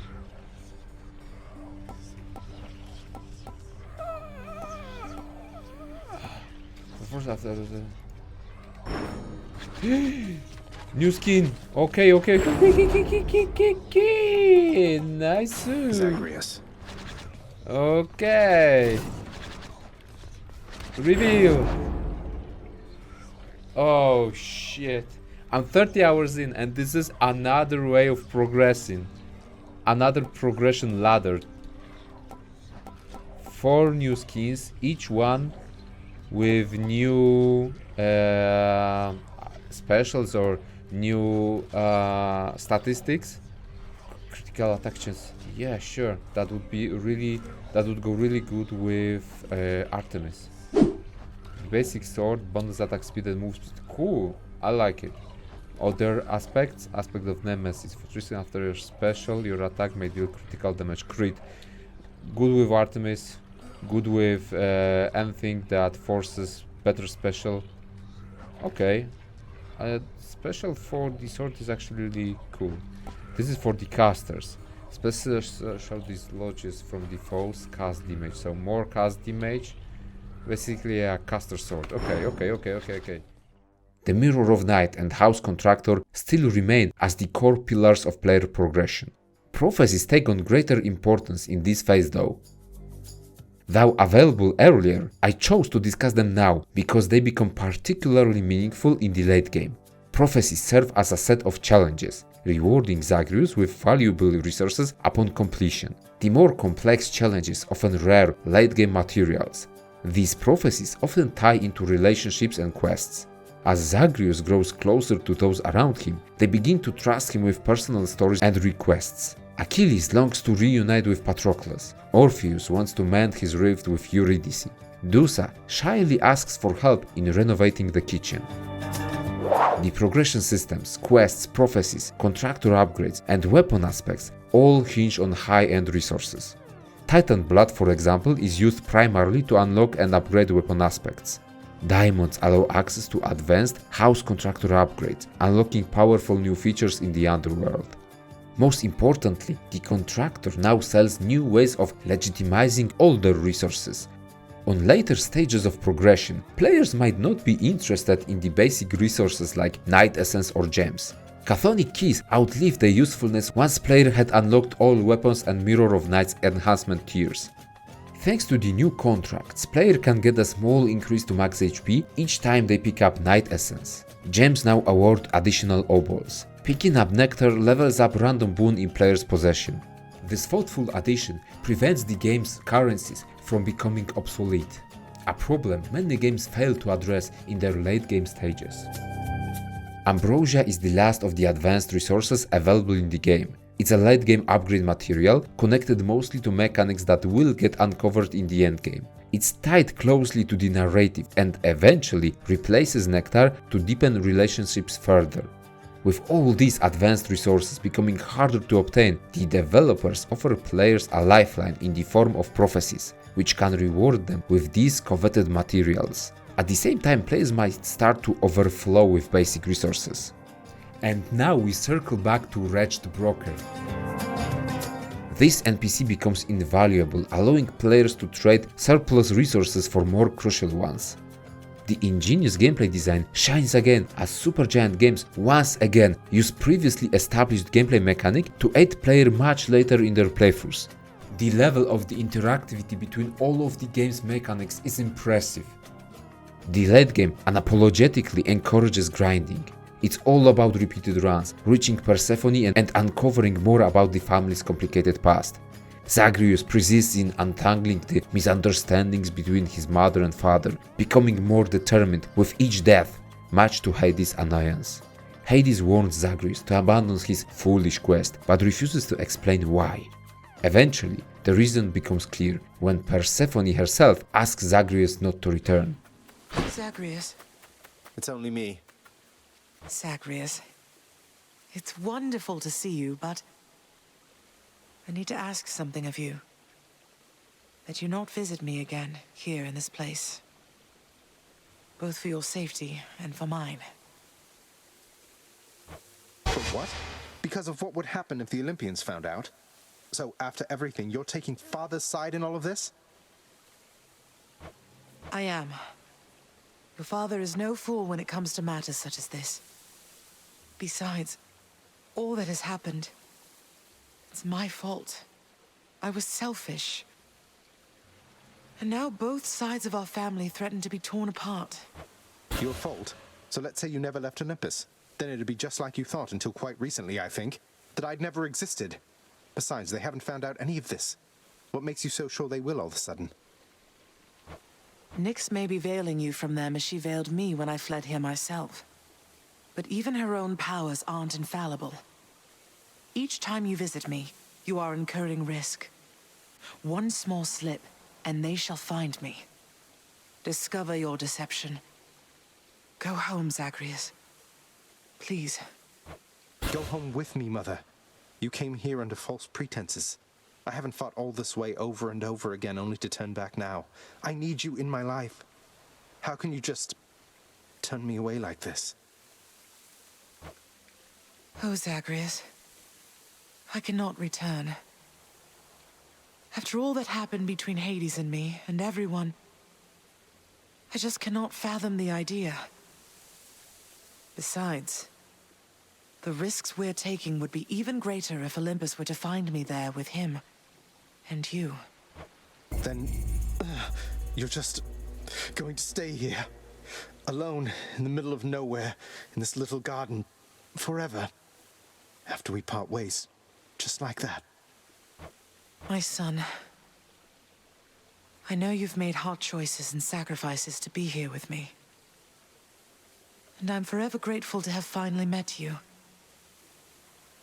This is my home now, yes. While your home is below. Please, if not for your sake, then for mine, do not return. I love you, Zagreus. Goodbye.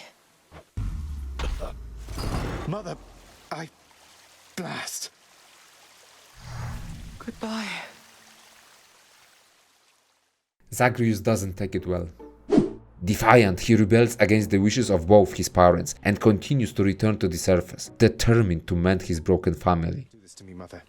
You said Father is no fool, and neither are you. There has to be a way to fix this. Not just with you and Father, but with everyone. There has to be a way. You have your father's stubbornness. Listen to me. You're endangering everything you care about by coming here. Don't you understand? Besides... What? Besides what? Tell me, please. The truth is that I like it here, Zagreus. I have done well for myself on my own. And your father, he has his domain to look after. The feelings he once had for me, feelings we shared, they fade with time. You'll understand someday. No, I won't be understanding anything of the sort. Father still loves you, I'm sure of it. And he owes you an apology, damn it. I cannot make amends with you on his behalf. Something only you can do together. What do you mean he still loves me, Zagreus? How would you know? Zagreus breaks into his father's bedroom, where he finds a picture of Persephone next to Hades' bed. He confronts his father about his feelings, and this time there is no boss fight. Hades opens up and lets his son go. Go then. Go to her. But should harm befall her, I shall bring my worst wrath upon whomever is to blame, including you. What? You're letting me go just like that? You're just afraid of getting struck down again. You're serious? Go. Before I reconsider. This time, Zagreus finds Persephone packed up and ready to go to the underworld. His mother is willing to give her family another chance. Together they come back on Charon's boat. This extended narrative grind hardens players. The game simply becomes much easier and very forgiving. That's where Pact of Punishment comes into play.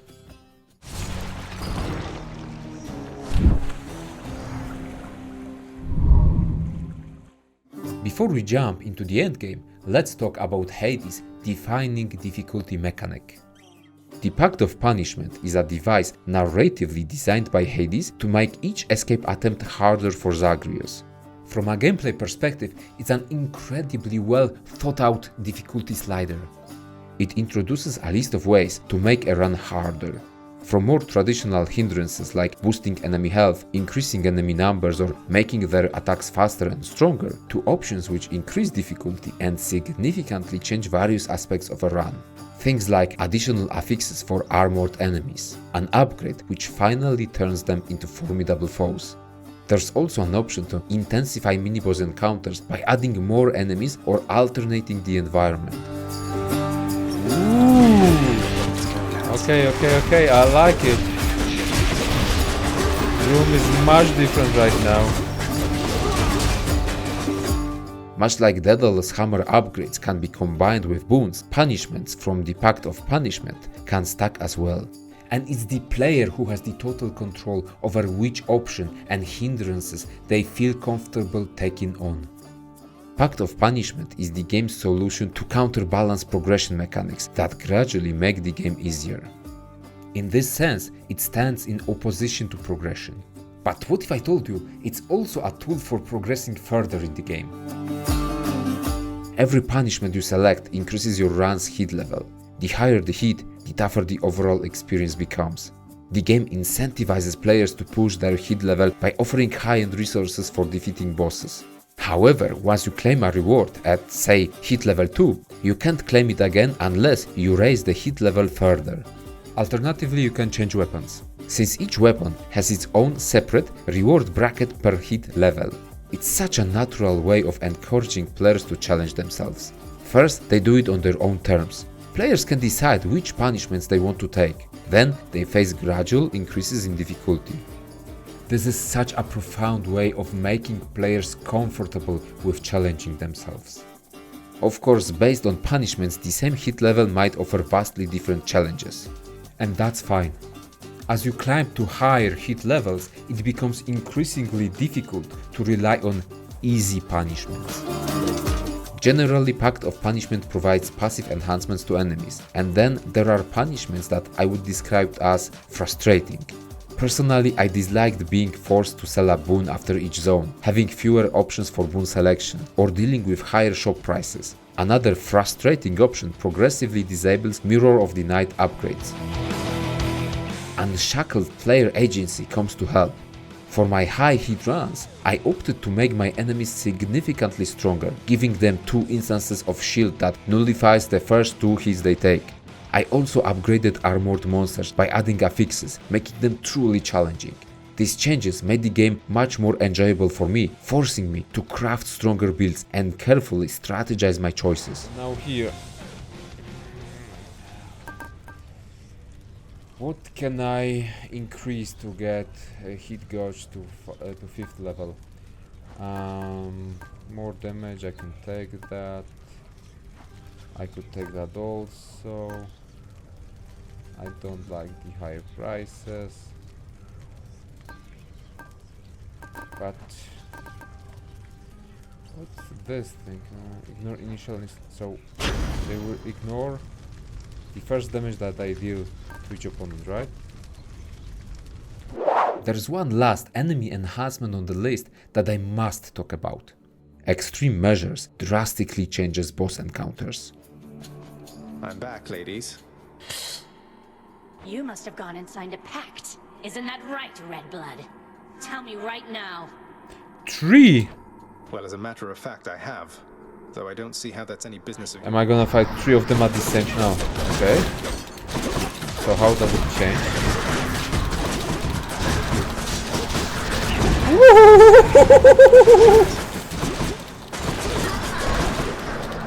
Come on. Okay, I see. So one of them is the main one and the other ones are helping, eh? The Furies, encountered at the end of the first floor of the underworld, now fight as a trio. One leads, but the others continue to use their abilities to support her. The sheer amount of skill spam is insane. Extreme Measures Furies are pure chaos, and I love it. Oh fuck. What the hell is happening here, dude? Dude! Ah! The Bone Hydra remains the easiest boss in this lineup.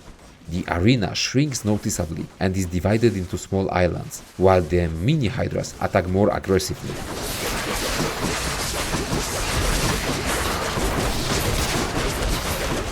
Come on.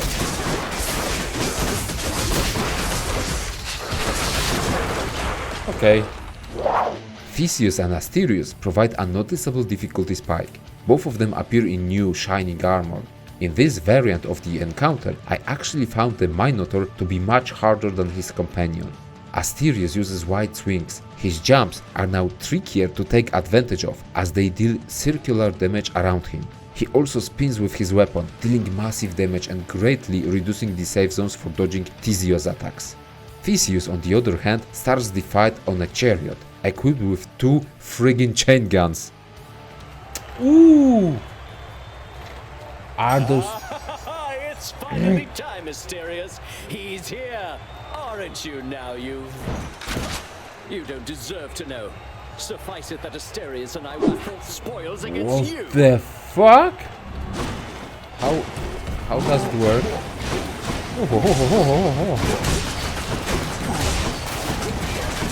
Okay, so already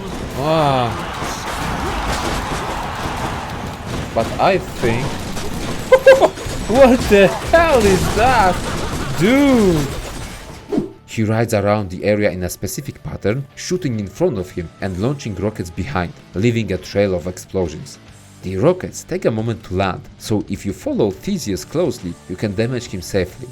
At 50% health, Theseus loses the chariot and returns to his normal self, summoning the powers of the gods alongside his spear throws and spin attacks.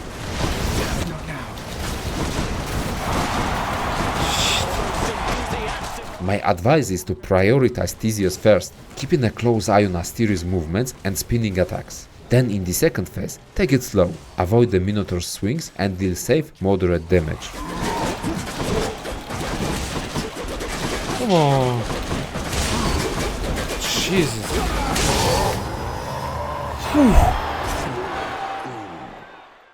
Hades greets players in an oddly unchanged arena, with no flashy new armor or weapons. It's just a smokescreen. In the first phase, Hades summons actual mini-bosses from various levels of the underworld. I think I might get... Oh, that's a boss! A mini-boss. Okay, now I understand. Players will also have to relearn his combo, as there are new attacks mixed into the pattern. The second phase is an all-out burn phase. Hades ramps up everything and summons his own companion, Cerberus. I died several times here before I finally secured my extreme measures Hades kill. What are you doing? What is that? Charm to the face! Who would have thought that charm is gonna do so much good for me? No, no, no, no, no, no. No, no, no, no, no. Shit! Come on, come on, come on. Come on. Come on! Come on!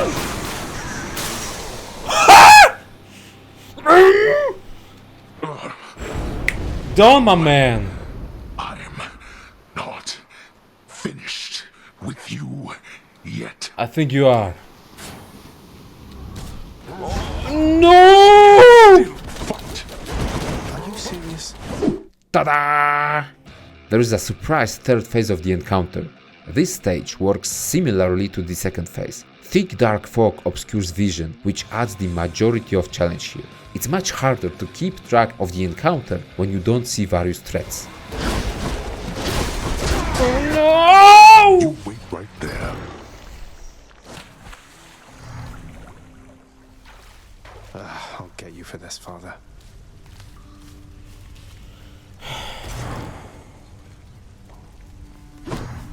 Hey, died again, huh? Yeah, died again, huh? Pact of Punishment is an outstanding addition to the game and one of the best, most welcoming difficulty systems I've seen.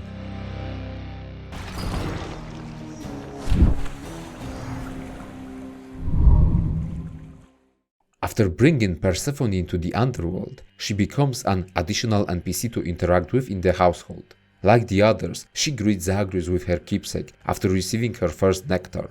Her bond with the protagonist can then be strengthened through continuous gifts and regular conversations. She assumes her role as the queen of the underworld, standing at Hades' side. By this point in the story, Zagreus' relationships with other NPCs should be well developed, and the household should feel more welcoming, offering a sense of familial warmth. Hades reconciles with his son and offers him the role of a security inspector.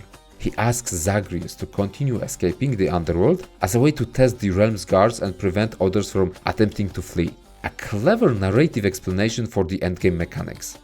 This also ties into another story objective. Hades seeks to deceive his Olympian siblings into thinking that nothing has changed in the underworld, thus avoiding conflict over Persephone's return. Meanwhile, Zagreus' mother devises a plan to make peace with the Olympians, which serves as the narrative backbone for the endgame, guiding the player's actions.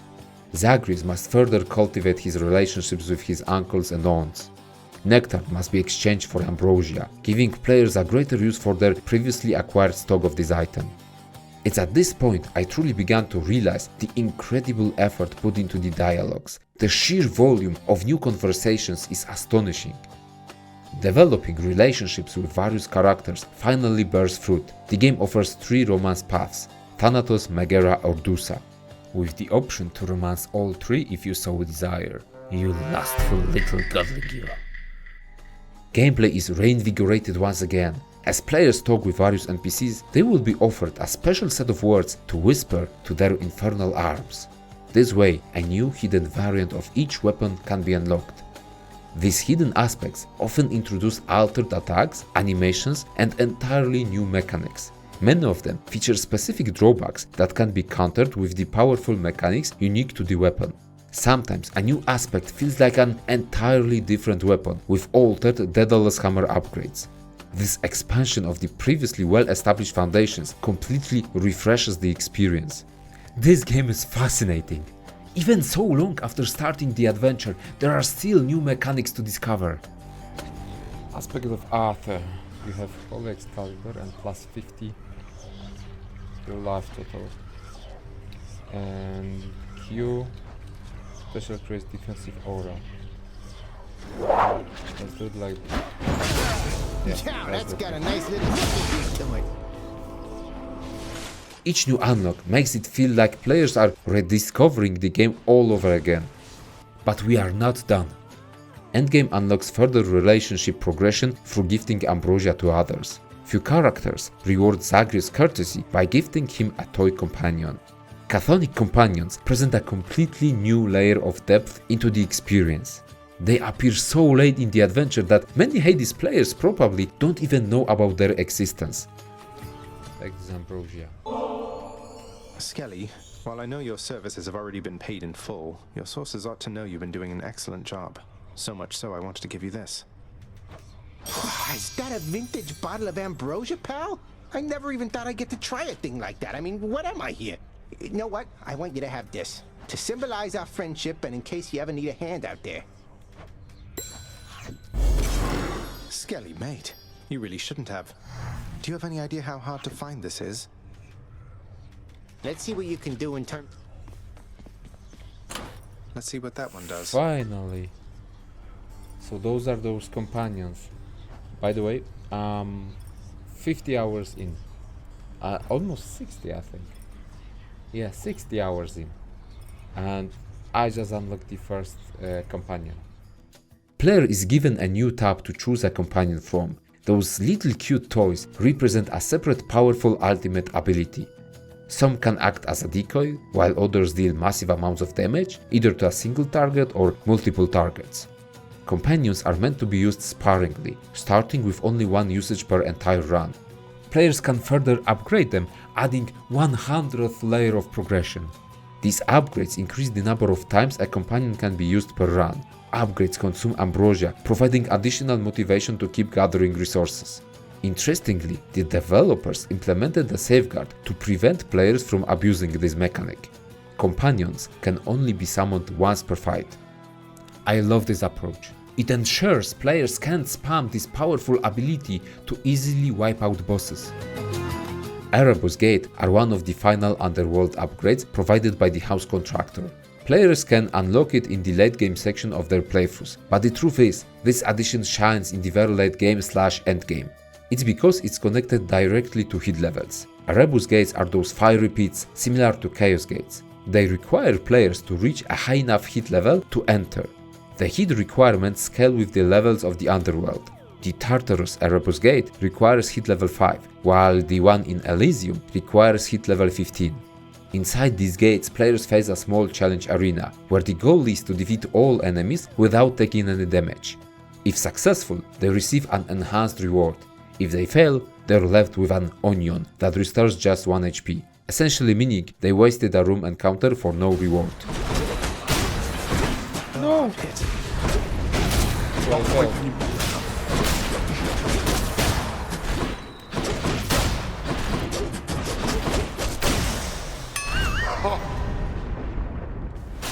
Erebus Gates present a high risk, high reward option for players eager to challenge themselves. Super careful. Careful. Super careful. No damage.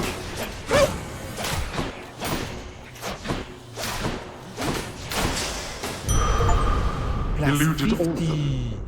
How's that? The road to the true ending is long. Zagreus must repeatedly journey through the underworld, deepening his relationships with the Olympians. After each run, players should seek out Persephone to learn more about her past, her thoughts, and her feelings about being back into the underworld. The great thing is, players can still play on base level difficulty. Hit levels are not required to reach the epilogue. In my endgame, I first leveled up all of the keepsakes on base difficulty, completed quests for other family members and characters, and distributed nectar and ambrosia generously. During this time, I also experimented with different weapon aspects. It was basically an achievement sweep run. Even after countless runs, the game never lost its charm. The various combinations of weapon aspects and boons kept the experience fresh. The addition of hidden aspects and chthonic companions gave me new goals to strive for as I worked on upgrading companions and unlocking new weapon variants. As I began experimenting with higher hit levels and the Pact of Punishment, the adventure took on a new level of significance. My choices shifted from purely fun to being more focused on building strength. I mean, Chaos presents a world of possibilities. Special Dash Strike. Oh, Chamber rewards previews are hidden, but I will have Dash Strike.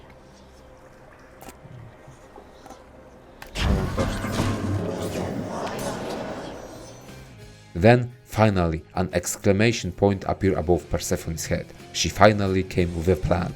Persephone asks Zagreus to send invitations to every Olympian. She wants to make a family reunion and come clean to other gods about the reality of things. Well, I should say partially clean, as Persephone wants to omit some facts and change the story so it would be more digestible for Zeus and Demeter. So, players are faced with another couple of runs to hand in the invitations, after which the reunion happens, and it goes well. The epilogue is a commentary about troubled family bonds. Every family consists of individuals with their own desires, goals and problems. Sometimes these issues grow so large that they overshadow everything else. But where there's a will, there's a way. It takes just one person willing to help mend the relationships, creating a cascading effect that brings about reconciliation. It's not always perfect, nor does it have to be. But when a family grows closer, life becomes more pleasant, safe and joyful, making the whole effort worthwhile.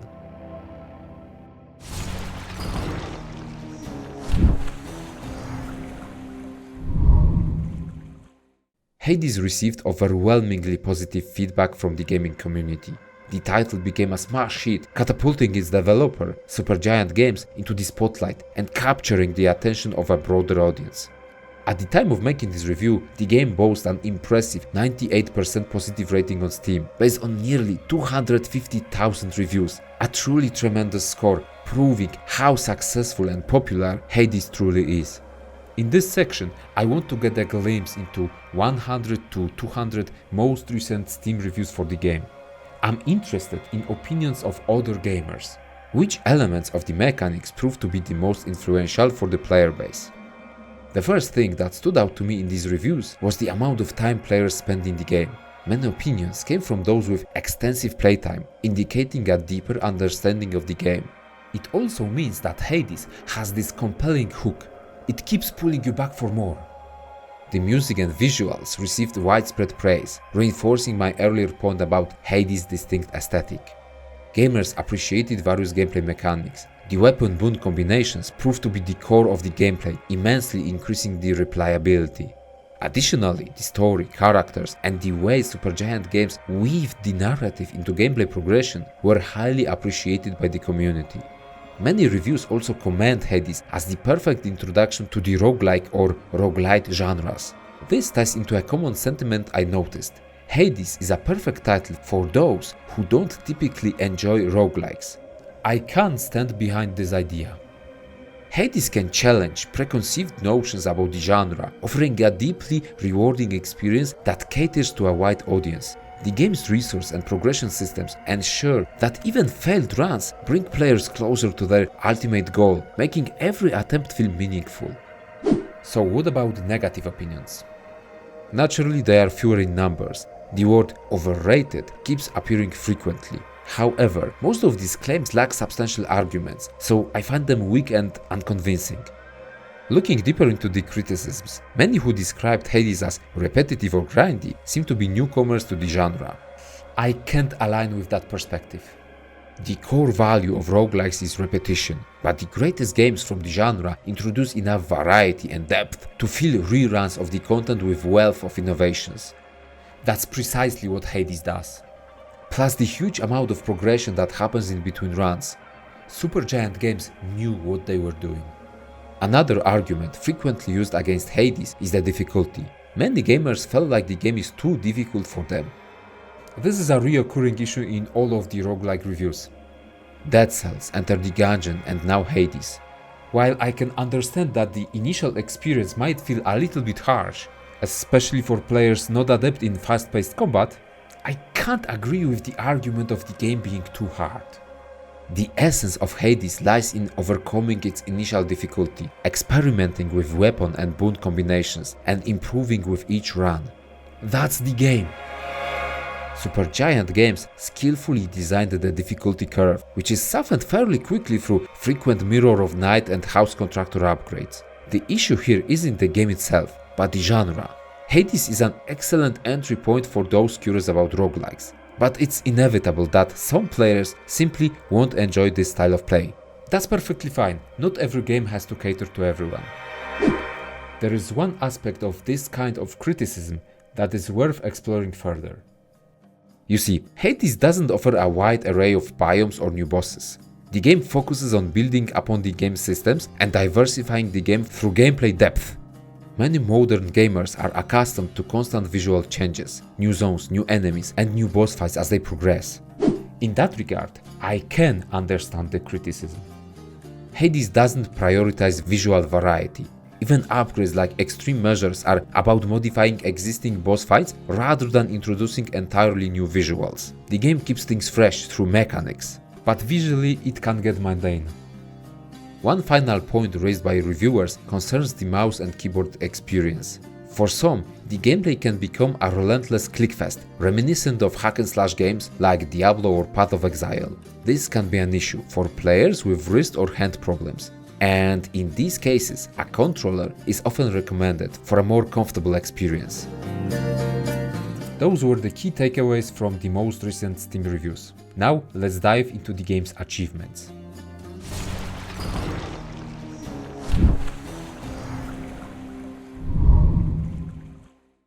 Hades offers 49 achievements, none of which are missable. However, achieving 100% completion will require a considerable time investment and a fair level of skill. Clever players can bypass some of the more challenging tasks by creatively using the Pact of Punishment. The highest required hit level is 16, which leaves ample room to choose punishments that suit your playstyle. For instance, if you're a fast player, reducing the time needed to clear a zone won't significantly impact your run, so play with that. Hades follows a challenge-based achievement system, meaning most trophies aren't tied to natural in-game progression. While there are a few achievements for clearing each level of the underworld, completing a run, or unlocking all weapons, the majority require extra effort. Many are linked to prophecies, which not only make them more manageable, but also provide additional in-game rewards, offering extra motivation to complete specific tasks. The non-prophecy related achievements start with simpler tasks, like trading 20 items with the wretched broker, petting Cerberus 10 times, or catching a fish in every region. Not hard, non-imaginative. Where it gets interesting is when the challenge appears, like for example beating Thanatos by 15 or more kills.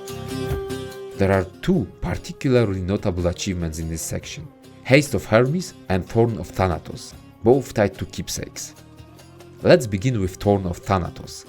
First you need to obtain his keepsake, the Pierced Butterfly. This item increases Zagreus' bonus damage by a set percentage for clearing a room without taking any damage. The achievement requires player to accumulate a 30% bonus damage in a single run. The first step is to level up the keepsake. At level 1, the Pierced Butterfly grants a 1% damage boost per room cleared without taking damage. The bonus is increased to 1.5% on second level and 2% while the item is on max level.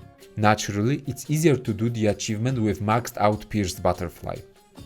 Once I had fully leveled the keepsake, I began my hitless run. And I'm gonna take the bow because maybe this one.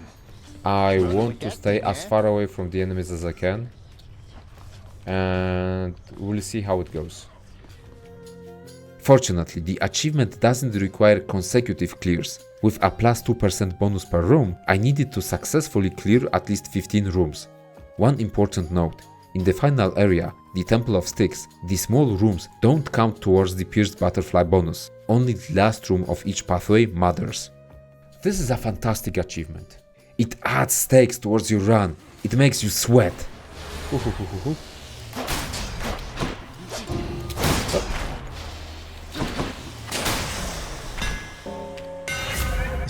Special attack. Oh, I love that. I love that. Fast attack without power shot. And I think Artemis shots are easier to dodge than the blades.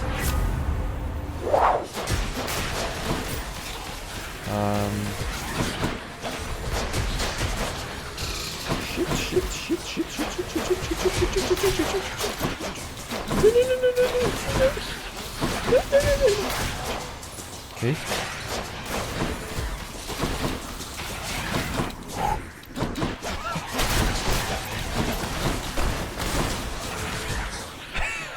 It's so fun, actually. No! No! No! It didn't hit me, right? I don't have time to look at my HP. It's just fun. And it changes how you approach combat. Players have to be very cautious with their movement, which was new for me since my usual playstyle in Hades was chaotic, involving lots of dashing and taking small hits. But for this trophy, I was fully focused and engaged. Okay. No! No! Oh, shoot! No! No! Ah, shit! Oh. No, you're too close, guys. You're too close. No. That's also why the bow is really good. I don't risk getting hit by the flame wheels. Reduce risk. Oh, yeah, no! I didn't show the trap. Oh,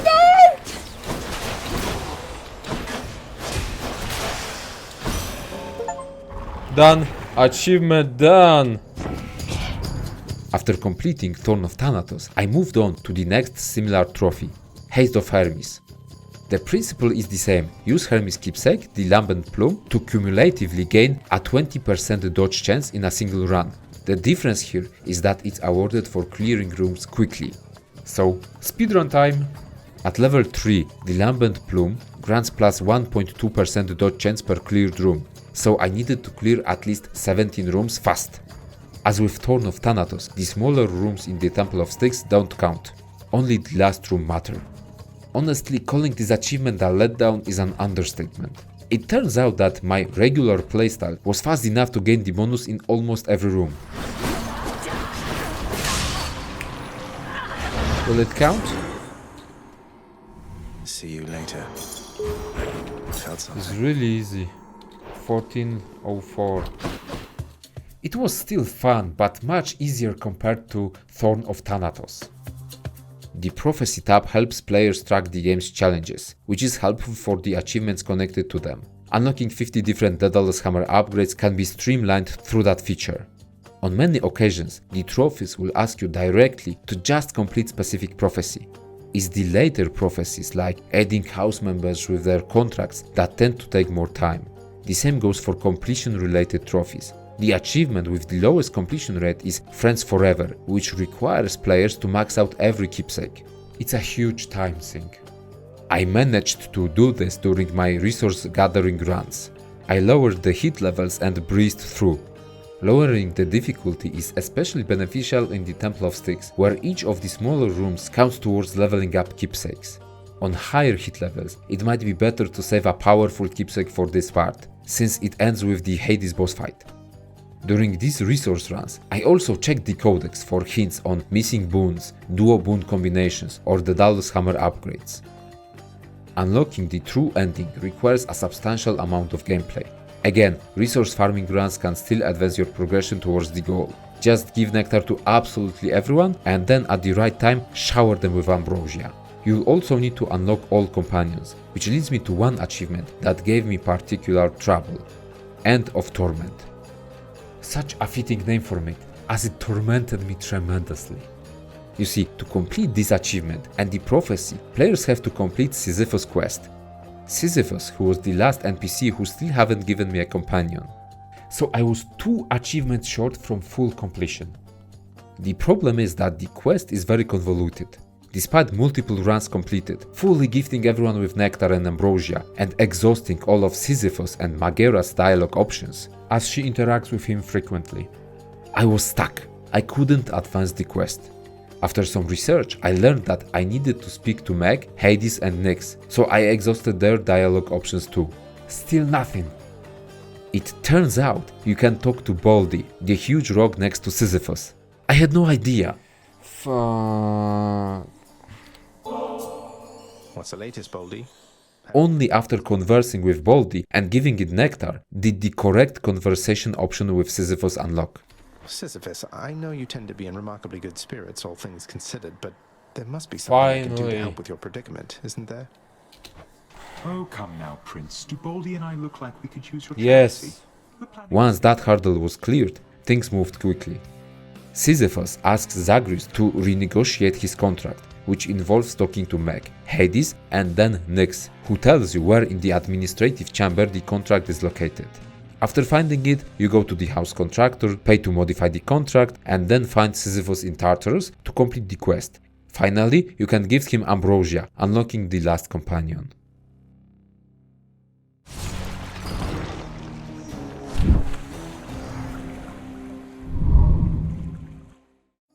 Hades is an incredibly exciting and effective roguelike that gets so much right.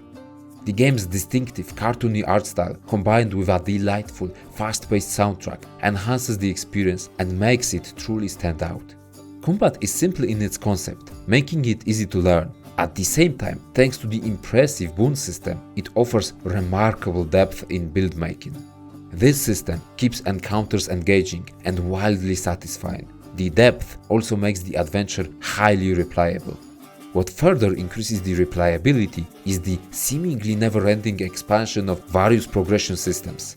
The game constantly adds new ways to enhance your builds. It provides players with options through the hunt for keepsakes, purchasing new traits from the Mirror of the Night, modifying difficulty with the Pact of Punishment, upgrading weapons and unlocking new weapon variants. Just when you think you've seen it all, the game introduces companions into the mix. This title continuously hooks its players.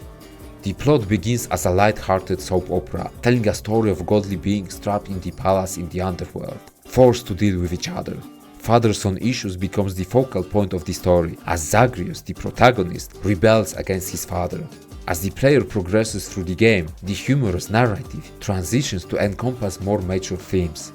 Zagreus, the rebellious teenager, becomes an instrument of change in the underworld, gradually repairing the strained relationships between its various inhabitants. The game offers a solid, well-polished experience that constantly refreshes itself. The achievements present numerous demanding challenges for gamers looking to push themselves. I recommend this game. Hey, thank you for watching this video till the end. If you liked it, then hit the thumbs up, subscribe and maybe leave a comment. If you disliked it, then let me know what you didn't like. My question to you after this video is, what kind of roguelike mechanic is the most important for you? So that's all from me. Bye.